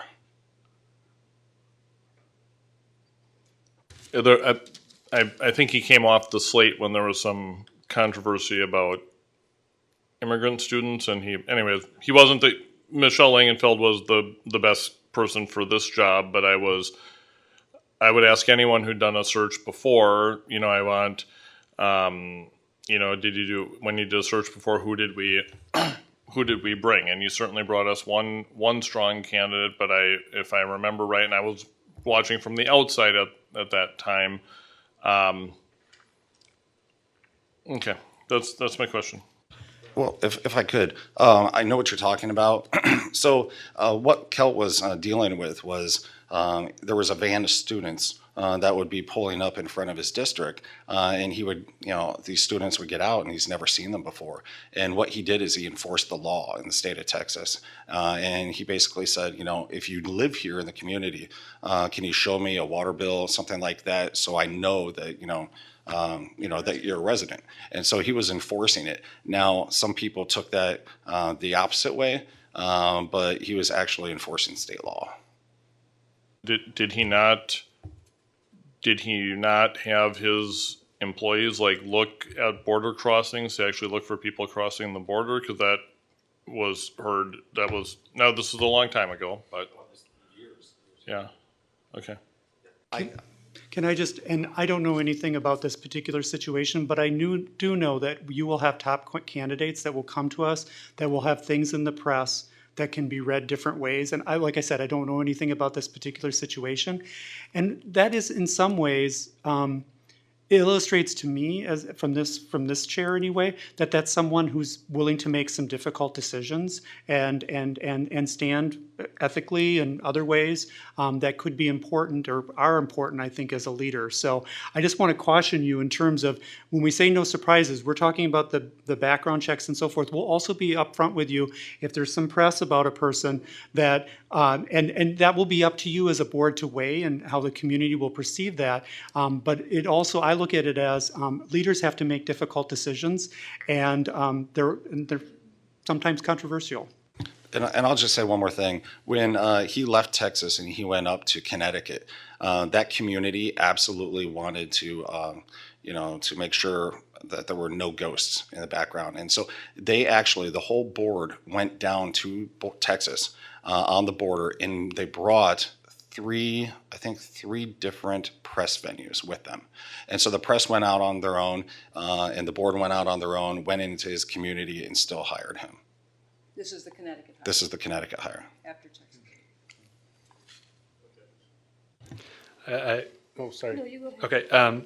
You talk about in the process of building the profile, trying to get community feedback, and certainly when we get down to the last few candidates, I'm sure we'll engage the community there as well. You mentioned specifically the foreign language surveys.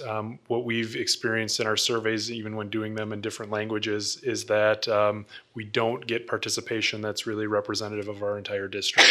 So I'm wondering what you'd be able to help us do to be proactive and go out and engage minority populations who may not willingly just take a survey, but how can we encourage people and meet them where they're at so that we make sure we get their feedback as well.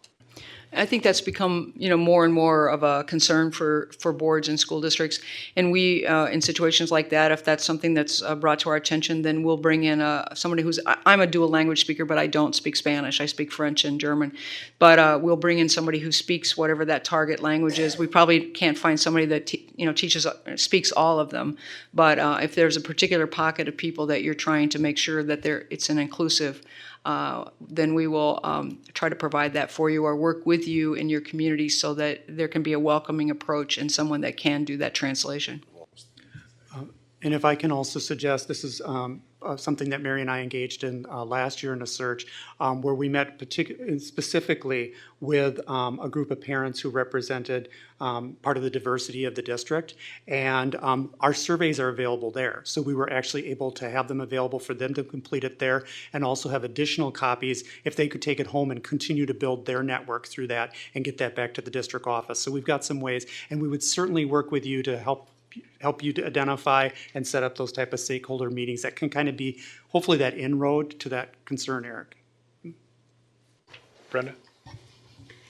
On the candidate pool, you described the investigations and bringing the top 8 to 12 top candidates.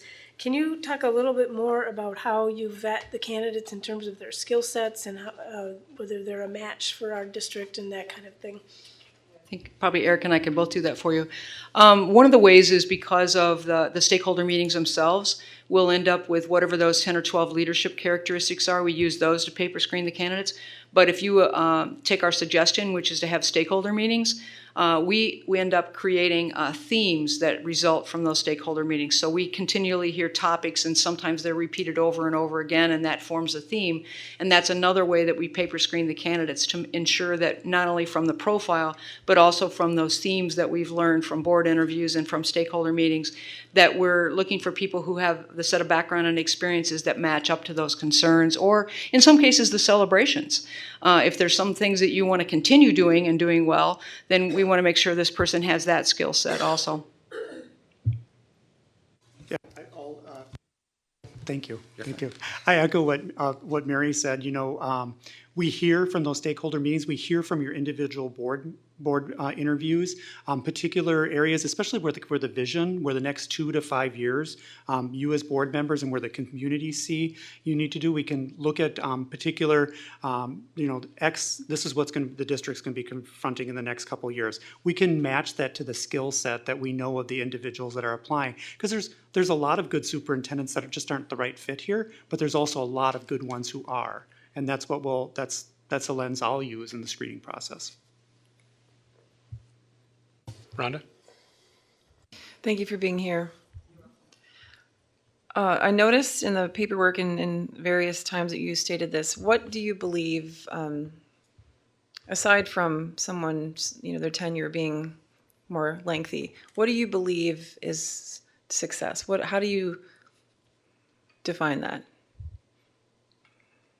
In a placement of a superintendent, where would you say this was a successful placement, aside from the length of time that they're in the district? I think the three things that come to my mind are an individual who's been able to build trust among members of the community because they've been a strong listener, learner, and communicator. I think someone who has a vision and is able to set forth a future-focused agenda in concert with the Board of Education, and someone who is very, very visible, out and about at events, meet and greets, is willing to be very comfortable in a setting where they might have forums and people are invited in, kind of a y'all come thing, where maybe there's a particular topic or there's an area of concern that's bubbling up and they want to get out in front of it and listen to the concerns and then communicate back how they believe that's going to work. So we try to stay in touch with the people that we place, and not that we're their mentor, but that we certainly want to make sure that they are having success. So that's another way.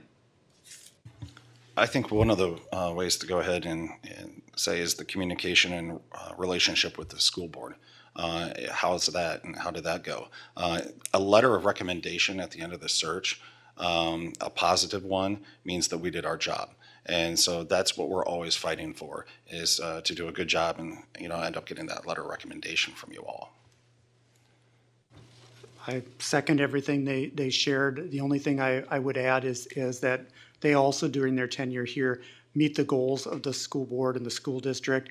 And to me, that most important one is always about the instructional achievement, that they are successful in continuing to serve students and to prepare them for after they leave this district and move on. So, Andrew? Okay, so you don't recruit candidates that you've placed within the last 5 years. Does that just mean you don't recruit, or does that mean your application is not valid with our firm because we placed you somewhere within the last 5 years? There's a difference. I mean, we're not in the business of cherry picking. So we absolutely do not go after or recruit somebody. And honestly, it extends over 5 years too. So we just don't go after people that we've placed, period. I think you were maybe implying if someone applied, what would we do? Is that more? I'm assuming you're probably not going to cherry pick. No firm would do that. But yes, what if someone applies to you from a district where you place them? We have a conversation with them indicating that, it's important for them and for their career that they commit to a school district and not. We have a term that we use in our industry, and we call people that move about too quickly hoppers. And, it's very difficult for a school district to achieve things in a short period of time. You need, longevity of 3 to 5 years at the minimum to be able to complete tasks. So we just discourage that from happening. But one thing that's a little bit different here, perhaps, and you've got, 2 tells you one thing and 4 3/4 years maybe tells you another, because 4 3/4 years you're already over the average in this, well over the average, in fact. So I guess a concern that I would have is there's more so about, so you don't have a person who you've placed who chose to apply wouldn't necessarily be an automatic no, but you wouldn't necessarily automatically be okay with it either. You'd evaluate case by case. I would say case by case. It would be that discussion with them. Is this the right move for you now? It would also be, are you the right fit for that profile? Because I always go back to that. They have to fit the profile and what you're looking for. I mean, legally, we can't tell somebody you cannot apply, but we're definitely going to discourage that because of our belief, and it's a firm one, that it's in your best interest professionally and that of the district you serve, that you're there a long enough period of time that you can get things accomplished and you can be in the best interest of the students and the staff and the board.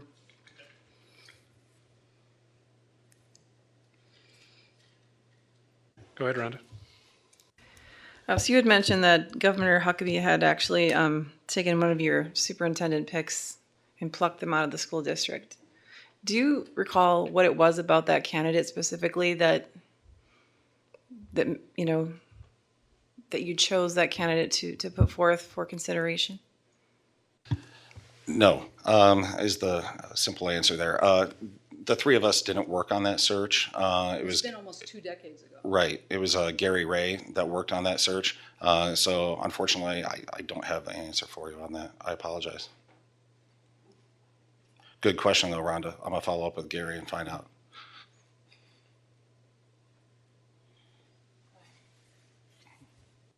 It's unusual, isn't it?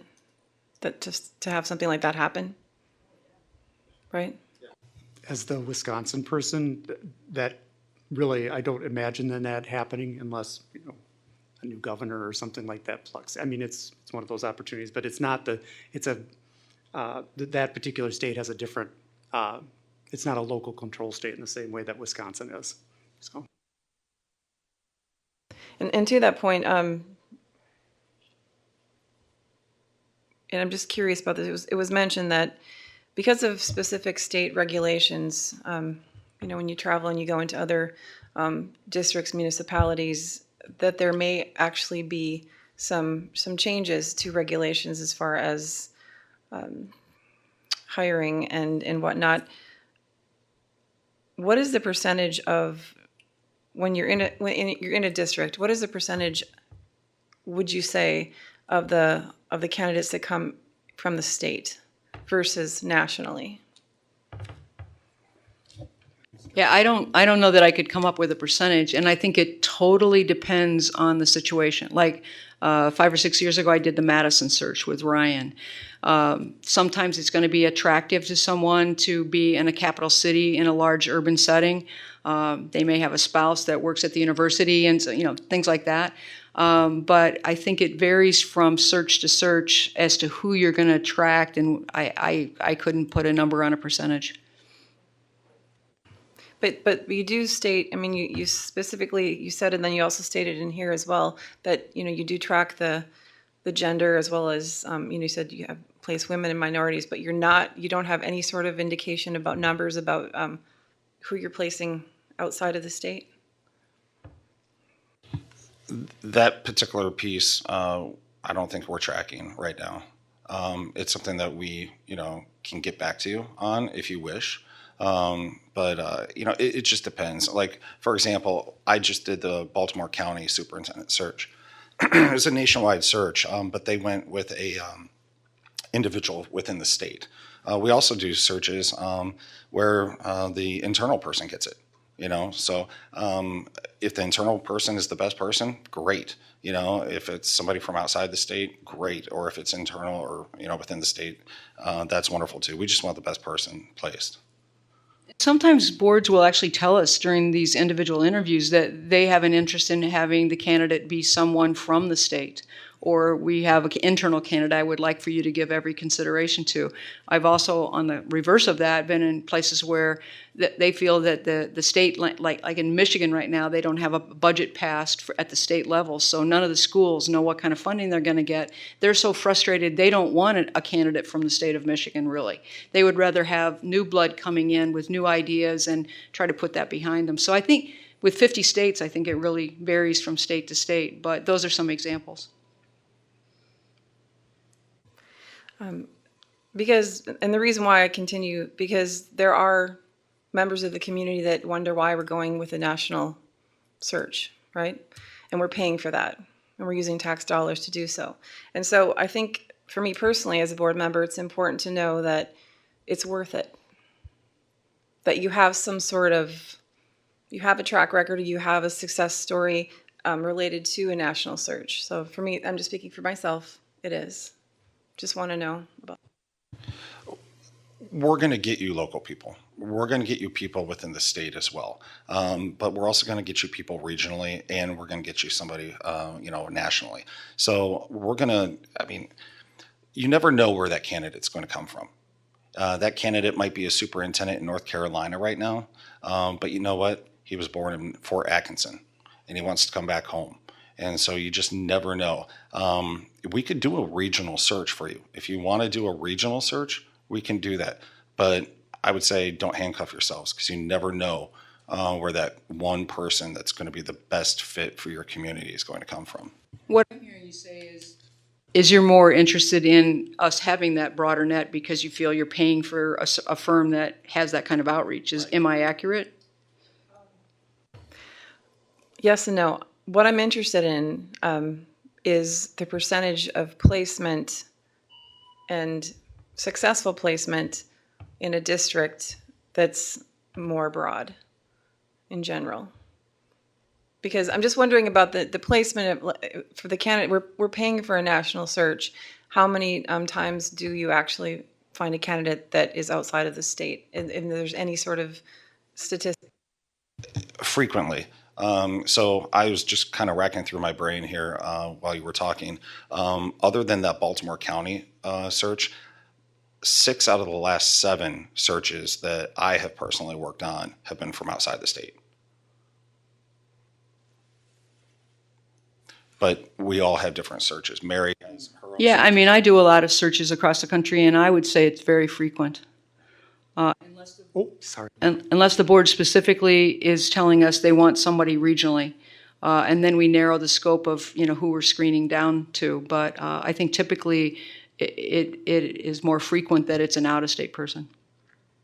And I just want to, I guess reinforce my role in terms of this is I do 1 search a year, 1 to 2 searches a year. I'm here in Wisconsin, based in Milwaukee, and I happen to teach at an institution that prepares a number of superintendents in the state and has placed a number. So I have that network with that idea that I can guarantee that there will be people from the state that will apply for this position, but I need to reassert what's been shared already. It's about the best candidate.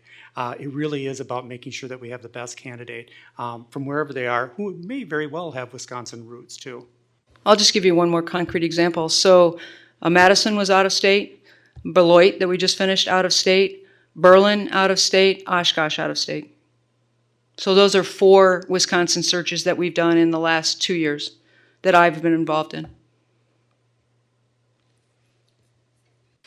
Is there a list somewhere, or could you provide us with some of the districts that you've placed recently? I mean, you mentioned Baltimore County. It's in your proposal. Yep. Toward the back. Yep. And let me go ahead and also say, while you're looking for that, I have a vested interest in this search as well. My wife is from Fort Atkinson, and so she is definitely wanting to see Wisconsin districts do well.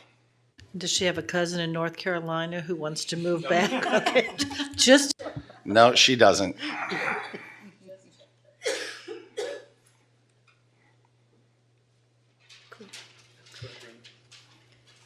I know in your proposal that we looked at before we invited you to come interview, you talked about fees and things like that. And I also, if I remember correctly, there's a fair amount of flexibility as to how we conduct the search in terms of places where we can spend a little more if we want to, or we can cut corners a little bit on price and do some more remote kinds of things. What are the more common ways that school boards have decided that to not have the in-person, because obviously the travel adds to the cost, but what are some of the ways that school boards you think have successfully navigated trying to keep the cost of the search to a minimum but not compromise quality? Maybe have a look at the timeline. If you look in the proposal where the timeline is, I think I can pretty much walk you through that. Number 23. Page 23. It'll actually mention in there some of the options just like that, where you would be able to do it by Skype and they're listed in red. And there definitely would be some economies with that. One of the things that obviously we would have to be here for under stage 2, if you agree to that, would be the meetings with constituent and stakeholders, because that's the value of hearing from people firsthand. But if you see the one in stage 2 with finalizing that profile, that easily can be done via Skype or some other method, whatever you're using, as can the final meeting with the consultant that's down in stage 5. So. And I like to sleep in my own bed, so I would drive back and forth for a number of these things just if the timing allowed for it. So type of travel thing. And that's what I've done with the Wisconsin searches too, unless the weather's just not been safe. Yeah, we stay at Hampton Inns. We don't stay at the Embassy Suites or anything like that. So, like tonight, I'll probably go and have a McDonald's burger. So, we don't like to spend your money.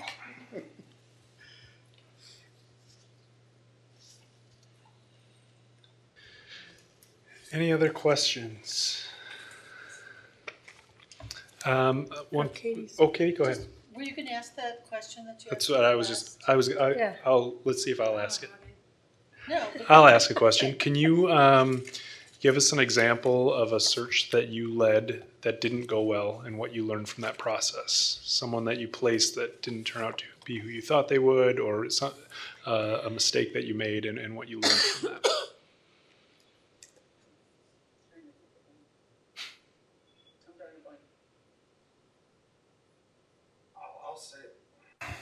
I'll say that we've had very interesting searches, such as state takeover, board turnover during the search, things like that.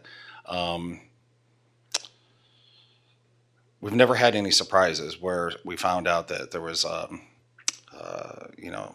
maybe a sexual harassment charge in the past of the individual. I mean, we've never had any of that. There was a situation in Albuquerque where the gentleman was selected and then made a poor choice 4 months later, but that really had nothing to do with us. I guess I would say, occasionally you'll end up along the way, feeling like the board is going in a direction that maybe isn't in the best interest of the search. And you learn from that, how do you navigate through that so that you're being respectful that this is your search, this is your board, and yet we have to be able to attract candidates. And we've dealt with some boards that, particularly recently, quite frankly, have been very overtly racist. And they've had public videos, and so the candidate's watching all of that. So we will try to make sure the board understands it's like a young person selecting their college or university. The university has to decide to accept the child, and the student has to decide if they're going to go to that school. Well, in this case, it's the same. The board has to pick a candidate, but the candidate is going to decide if this is the right place for them to pick up roots and move their family here too, and is it a good match? And so, this board doesn't have that history, but I've learned a lot from that in terms of being sensitive to what the climate on the ground is, and at the same time trying to coach the board that you need to absolutely put your best foot forward if you're going to be able to attract the best candidates, because they're judging you just like you're judging them. And that's not to say that we don't learn throughout this, throughout every search. I mean, every search is like a snowflake. It's completely different, but you can learn things along the way. One of the things I learned along the way that had to do with Wisconsin was that we found out that you have to have taught 3 years as a teacher in order to be a superintendent of schools. That's not normal across the country. So that's something completely different. So we learn things along the way. So one other question that's unrelated. You mentioned the board portal that we will have that'll have information. Will we be able to see at least basic information or names of all those that apply? If we get 70 applicants, will we be able to see all 70 names, or do you keep that confidential until you get to the 10 to 12? I think it's dangerous, quite honestly, to put those 70 names out onto the portal. First off, would a candidate want their name out there, knowing that people are accessing this portal before they're even presented to the board? I don't know if if I was a candidate, I don't know if I would apply if knowing that that would be the case. Because, there's, somebody can leave the computer open and then my name's out there and then somebody finds out, calls my references. Next thing I know, I'm fired. But what I can tell you we'll do with the portal is keep you updated as far as the search is concerned, basic things like the timeline, this is where we're advertising, et cetera, et cetera. But at the end of the day, when we come and present the candidates to you, yes, we'll have a list of names of all 70 people that applied for the job, where they're from, and what they're currently doing. We are just really nervous about putting names of candidates out on a portal where it can be leaked, it can be left open, and people, listen, these are people who have great jobs and great families, and we're not going to risk them losing their job or having a family situation like that. You're not among the 6 states in the country, but we struggle. Like this, I'm doing a search in Michigan that's going to end before Thanksgiving, and that's a sunshine state. So as soon as they have the first round of interviews set, all the names have to become public, and there could be 7 people left. You'll get people who, when they know that, their odds are not that great at getting the job yet, because all the other states, it's the finalists whose names are released, and now you're down to 2 or 3 only. Then you got really good odds. So the portal's a little bit like a microcosm of that. They do not want to rock the boat with their home board and their school district if they've been successful. They don't want their board to think they don't want to be there, because obviously if their name gets out and they don't go forward, then they're going to have to build a lot of bridges and make amends and kind of rebuild that relationship. So we would wait until you had your slate and just encourage the confidentiality until the names are released.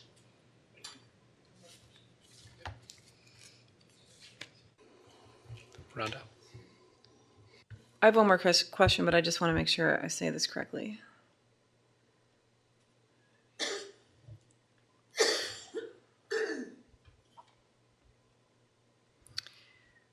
How often do you work with superintendents who come out of the Broward Academy?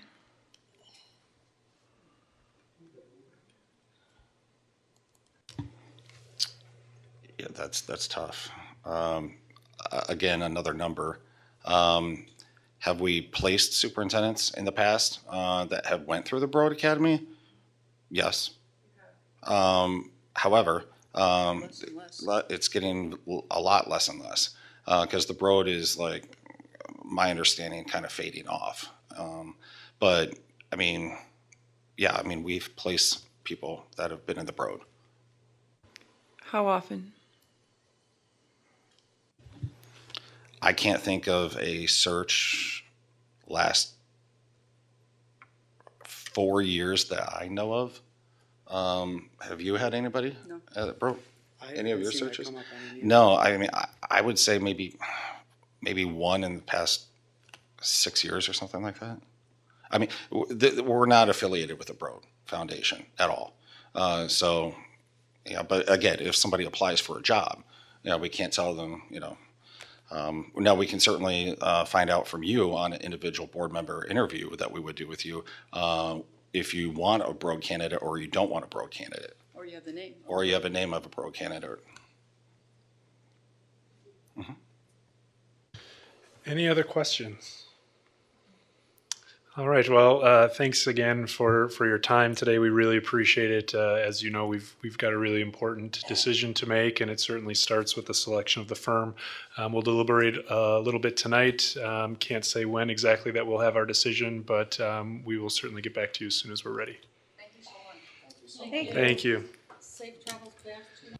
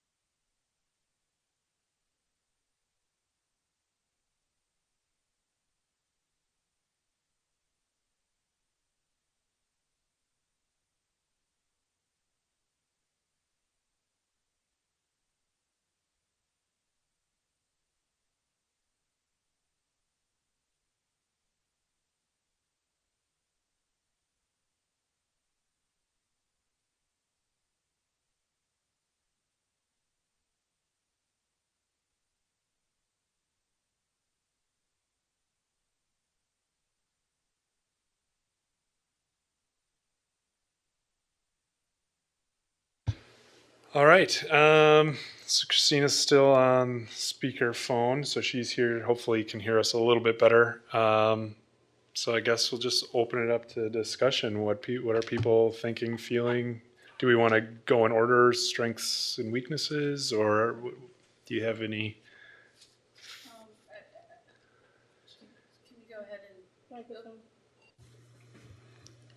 Do we want to do like a preliminary vote and see where we are? Or would you rather have discussion?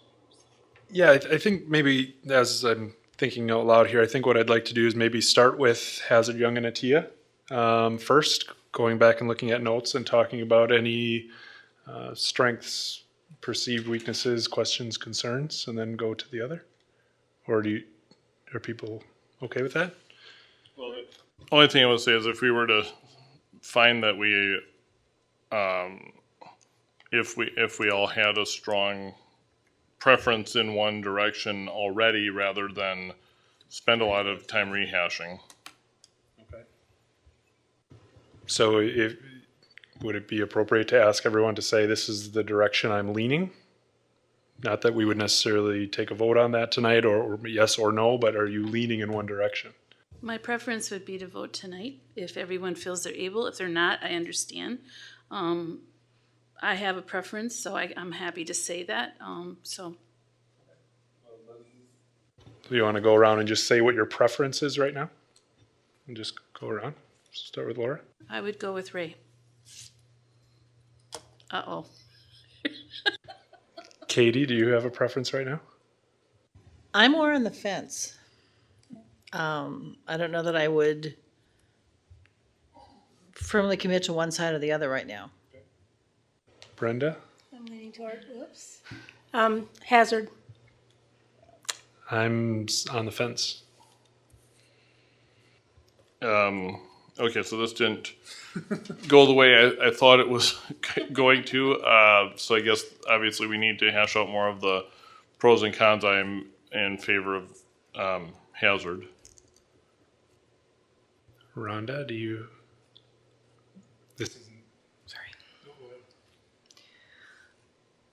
This is a really, really important decision at a time where we really need some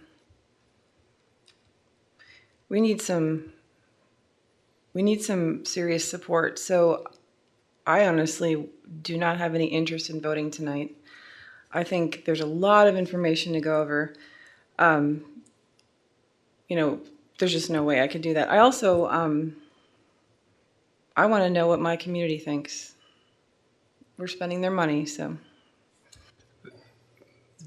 Yeah. Respectfully, what I would say to that, I agree with you 100%. A lot of the information that we've had for quite some time. I know there were some challenges with you getting into the bonfire system, but we've had this for a long time. And yeah, so that would just be the only thing that I would say to that.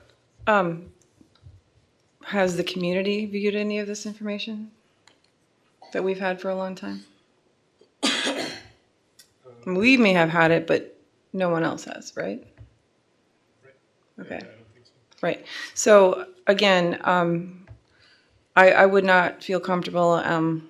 There's no way I could vote unless there's some transparency with the information that we are taking into consideration to make it vote on something where we're spending money, because there is, there's something to looking through with a search firm, and I did vote for that. But I do understand when people talk about there are people saying they're not sure why we have to spend this extra money on this if we don't at least allow them to have some sort of opportunity to look at who we're looking at a little bit more closely. I don't think that's a good idea. Again, I don't want to seem like I'm being confrontational. I appreciate the conversation. What I would say is that the way that our district operates in making any decisions is to put out an RFP, get proposals, vet all those, put them through the process, and then I would say it's our job or the job of our administrators to make the decision on which one is best.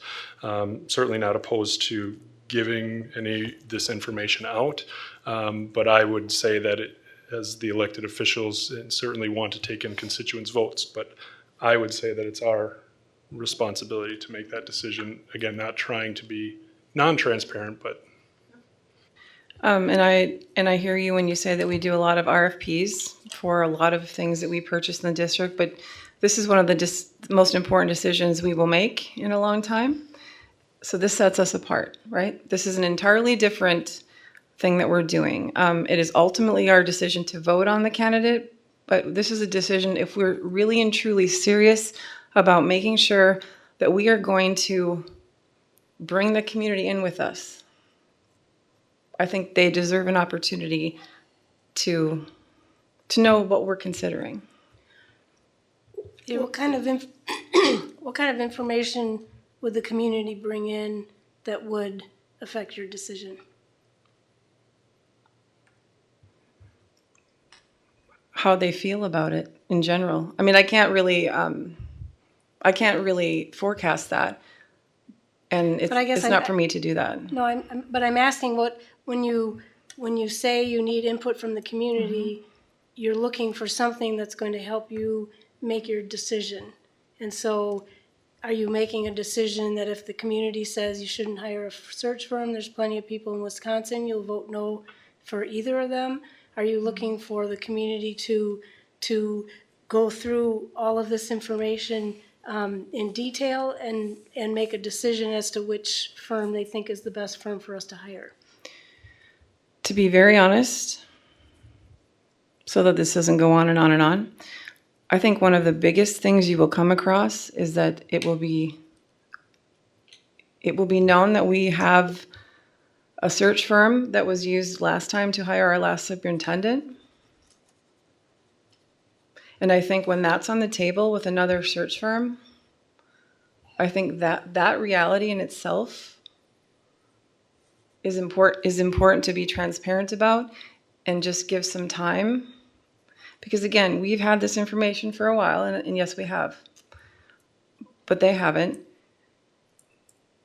And so if we were to vote tonight, this is what this would be.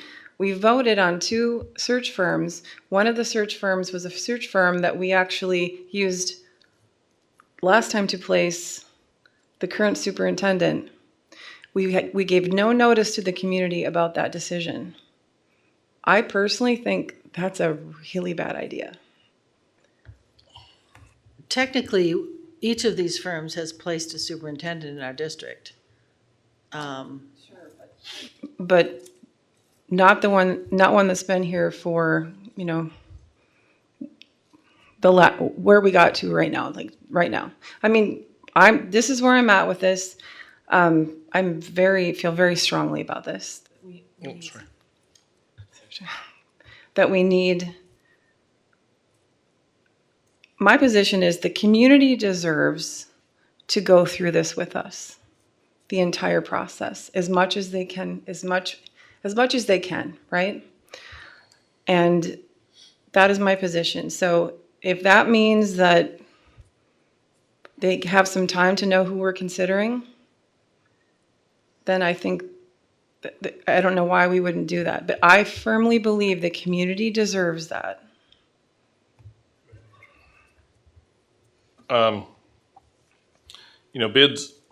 When bids are, for construction where the type and quality of work is a very rigidly defined thing subject to laws and there's not a lot of subjectivity in it, I can feel pretty okay with just voting on bids that went through the usual process, and someone could have, open record requested the bids if they felt the need to see them. Especially since there's obviously not a clear, a clear immediate winner tonight among board members. I guess to have this on a board meeting and have a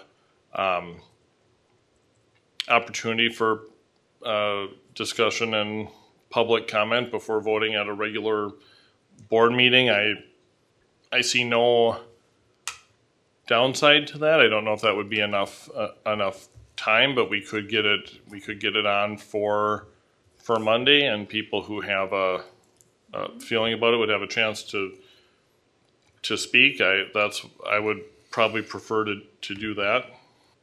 So I think that if that's possible, if we can put this on the agenda for Monday, I'm okay with that, especially because we didn't go around and say unanimous decision clearly. So I guess let's just push pause on this. Christina, do you have anything that you want to share? Are you able to hear us?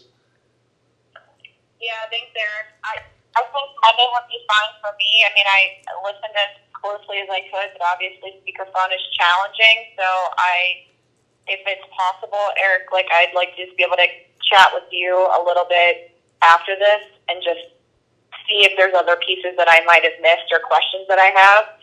I don't personally feel comfortable voting tonight, but I don't want to hold up the group just because my concern is more just auditory and not being in person, so I don't want that to hold up the group if everyone feels like they want to move forward. So that's kind of where I am.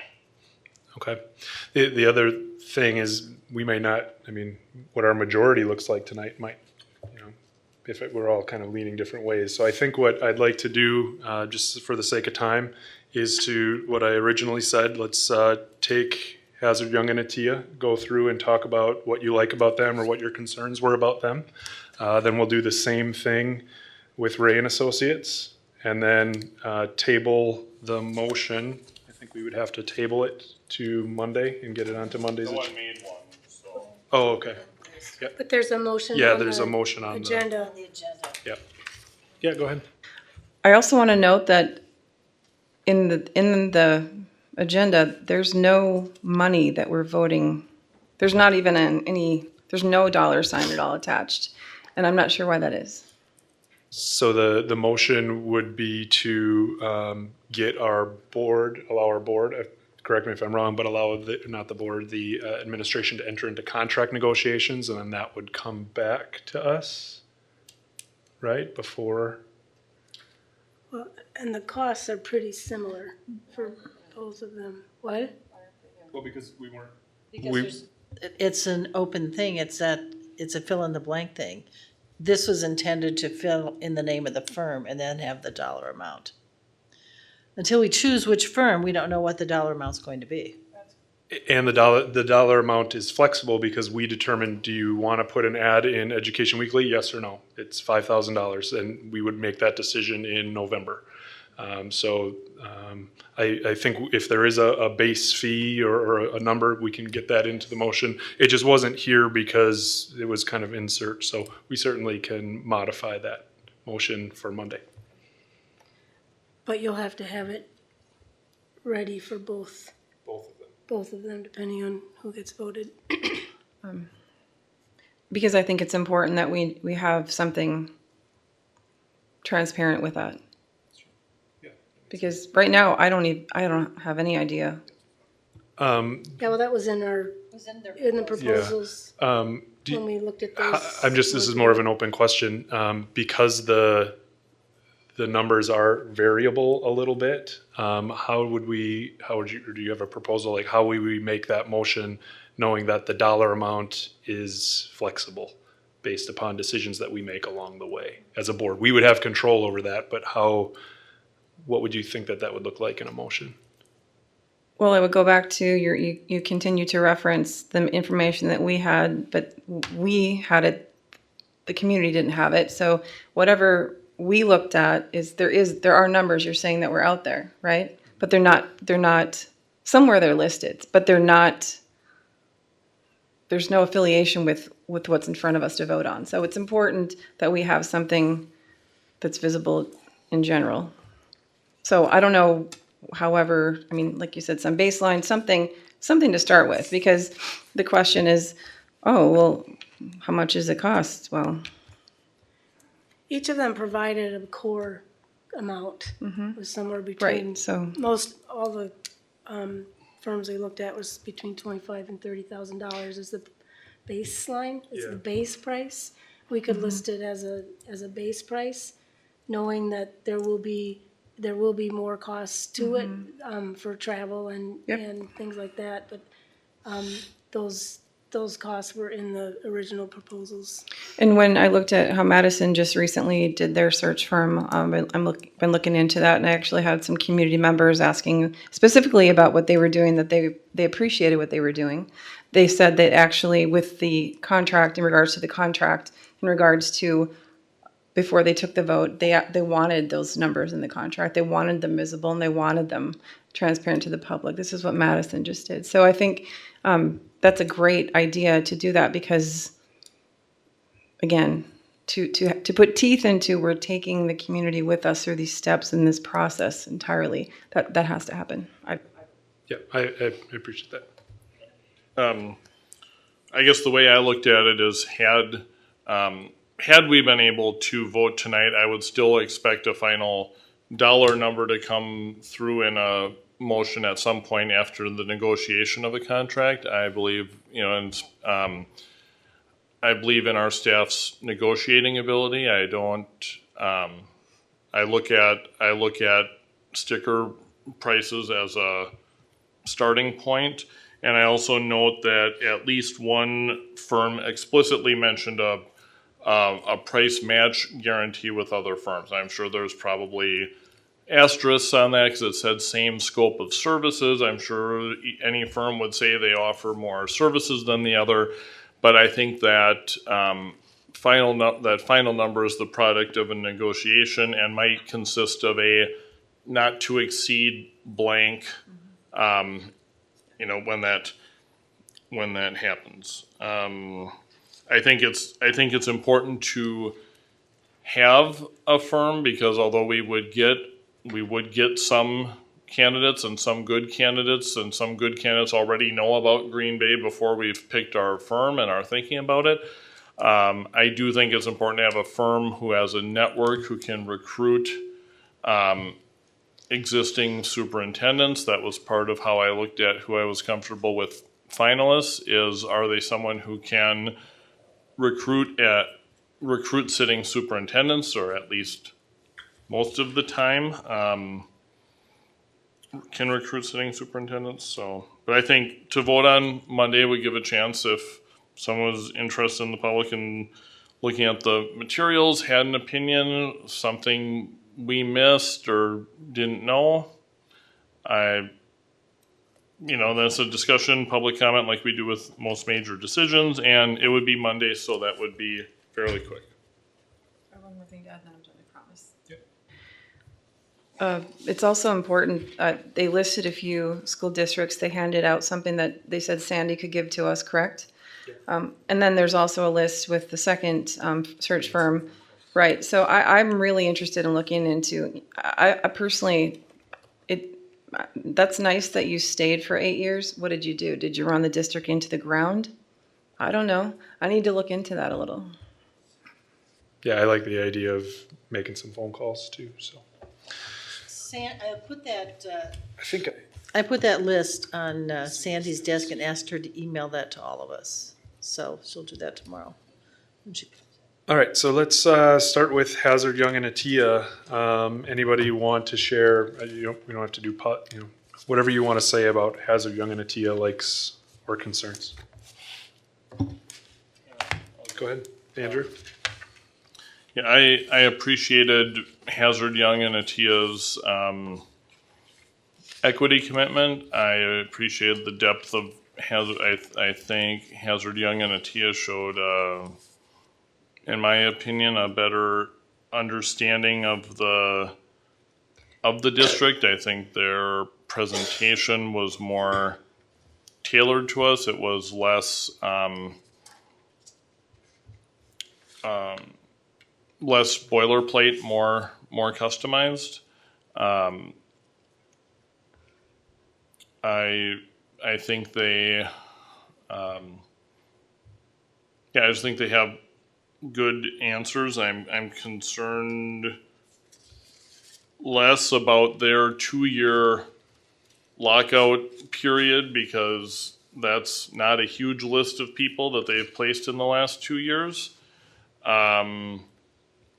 even though it's a true lockout period and Ray claims that every situation is a discussion, I get the feeling that from the way they talked about it, Ray would strongly discourage someone from applying who they've placed in the last 5 years, and there's a lot of sitting superintendents on the list. I don't know many of them, but there's a lot of sitting superintendents on a list that Ray would probably not recruit, even though then they say, but it's the law, we have to accept all applications, which is may or may not be accurate.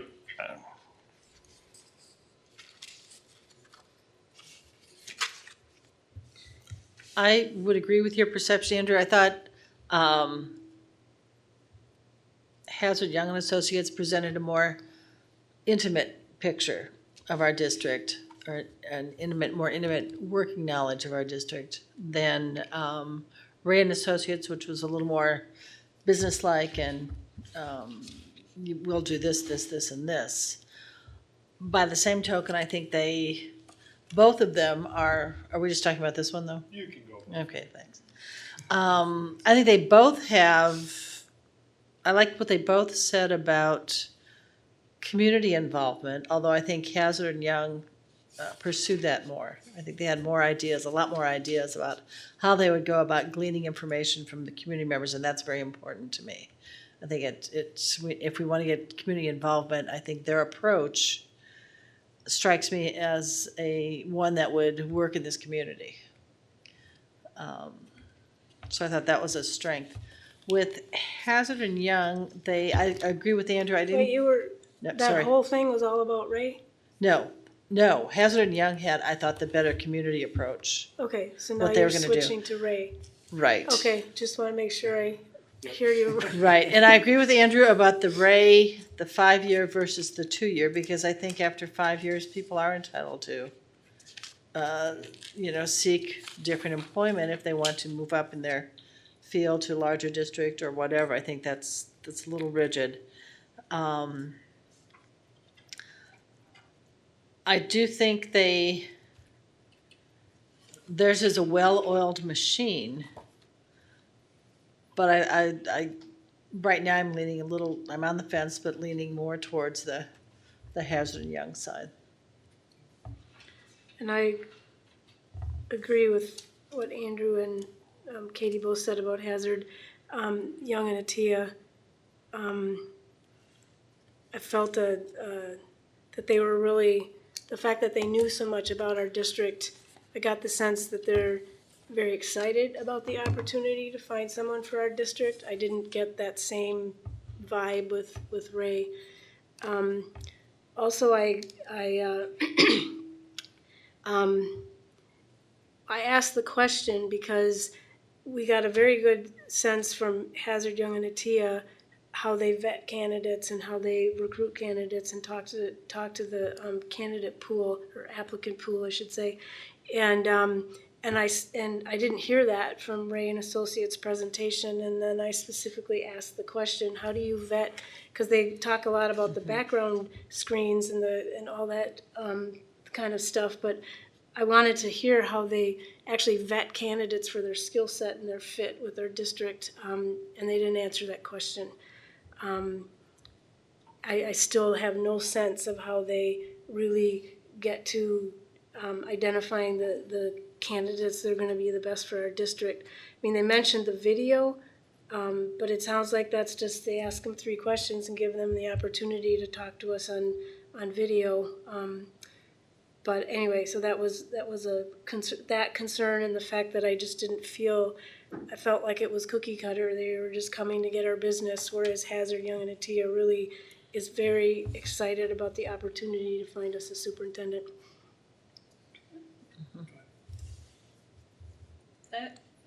I kind of like the 3 video thing because I'm not sure about this, but perhaps that is something that we could share with the public.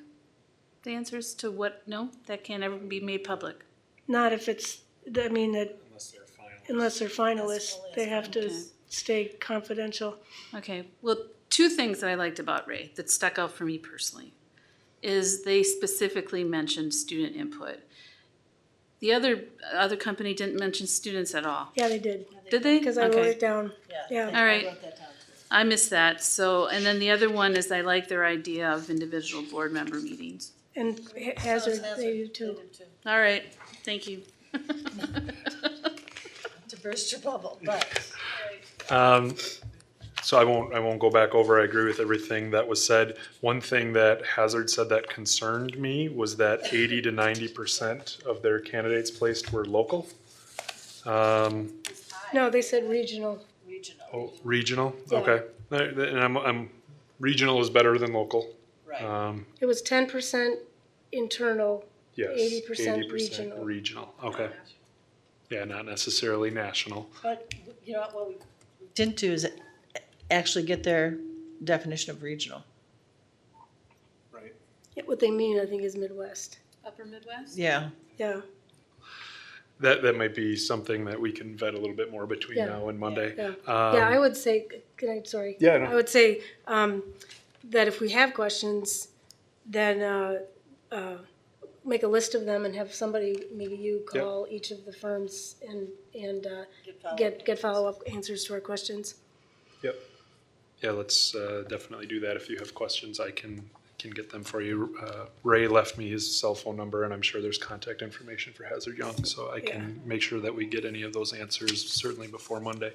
So that was the one question that I had about Hazard, was how much of a national reach. Again, I'm interested in finding the best candidate, so I want to make sure that we're vetting nationally, but if the best candidate doesn't come from North Carolina, I'm okay with that. At first I liked the idea that we were going to get access to all the candidates, but then after hearing Ray's answer to say well, we don't want to provide you all of those right away, that's kind of a risk. And I was like, oh, well, that's, I guess, interesting way to look at it as well. Hazard said that they had 112 national associates. Ray had 160, a little bit bigger. Obviously, Ray has more experience, longer history. Could you tell me what Broward Academy is? Did you ask that question if they had Broward Academy? I wasn't. I was just curious.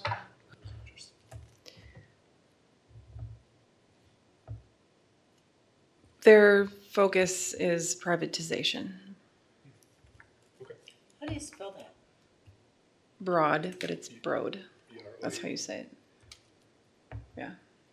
So they're training superintendents to Privatize? privatize? I don't know if I would say they're, Because it's a superintendent right. academy It's kind of it's place? right. It's professional development. Yeah. It's by should. It's a 2-year fellowship for highly motivated, accomplished professionals who are driving excellence and equity. Yeah.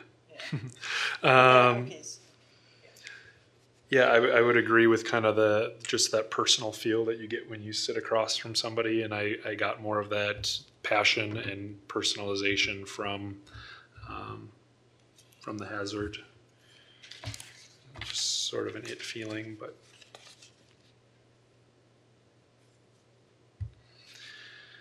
Is there anything else that go ahead.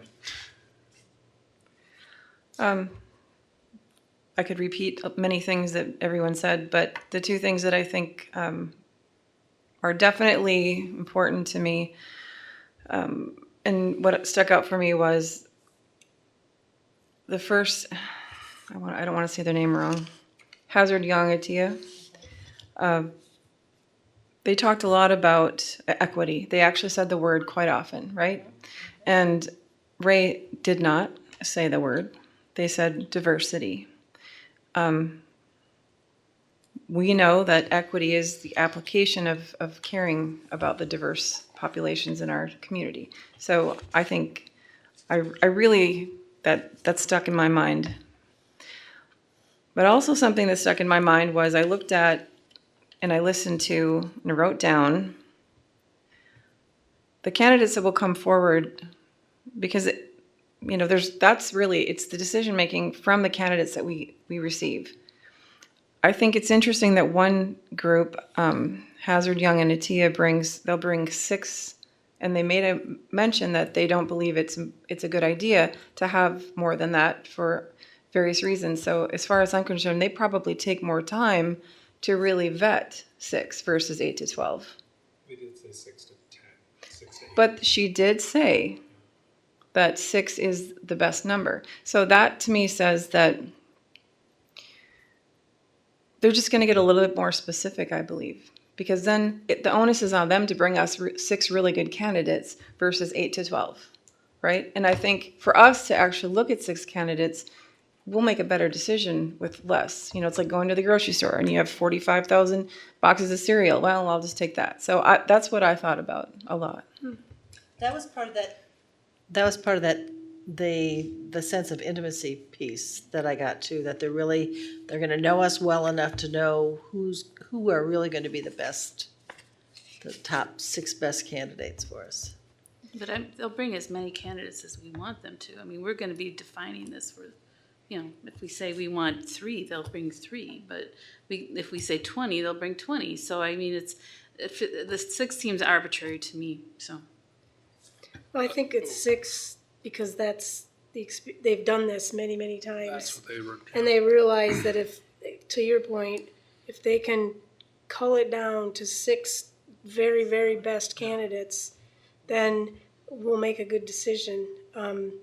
Because I mean, they're the ones we're hiring to match fit with our district. And it's also, I think, fairer to people to not interview too many. I mean, I personally would like to have the candidates that are really strong and legitimate candidates for our district. Yeah. And I think that that's just their experience, that's a good number. What have you done in the past? Since this is the first time, I mean, has it been kind of a smaller? It was 6. I think it was 6 the first time and 5 the second because somebody dropped out. So both firms brought us 6. What do you do if, you know, partially in, you lose a couple candidates? You know, then do they bring in a couple more to fill that space? Or you decide it's up to us, yeah. Right. Okay. If you like the 4 that are left, okay, and you feel like one, if you can get 1 out of 4. Yeah. All right. So I mean, I think we would call the shots on that. Okay. I would think. Two things that were said that one that Hazard said that I really, really liked was their engagement with the individual schools. You know, when it comes to gathering the profile, we're going to go to your schools and help to, you know, get the schools to push out. So I liked that involvement versus just something district-wide.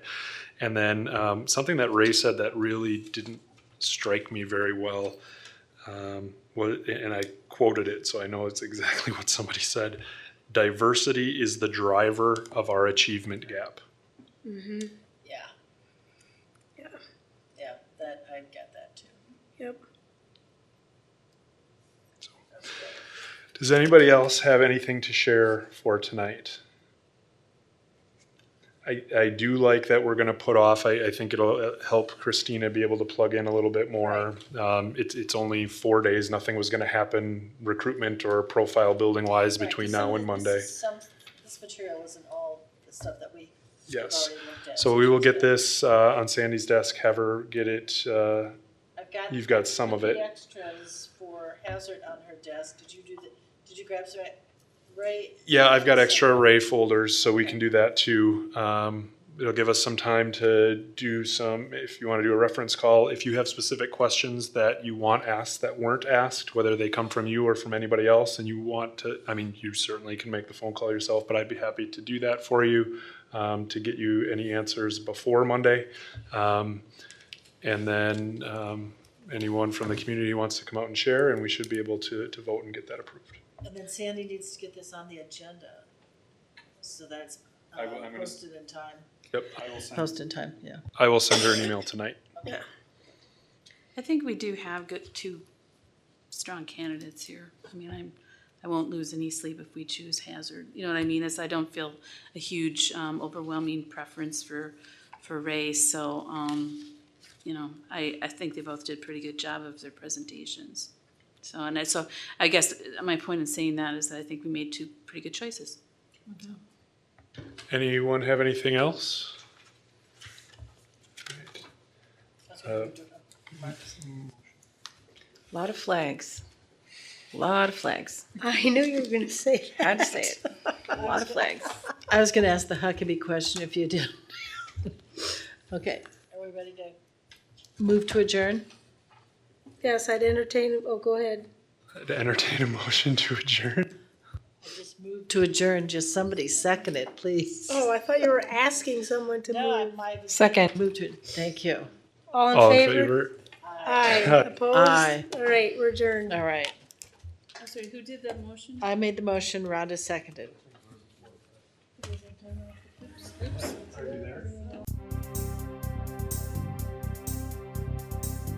You have been watching the Green Bay Area Public School District's Board of Education meeting. Please visit the school district's website, www.gbaps.org, to view the program again.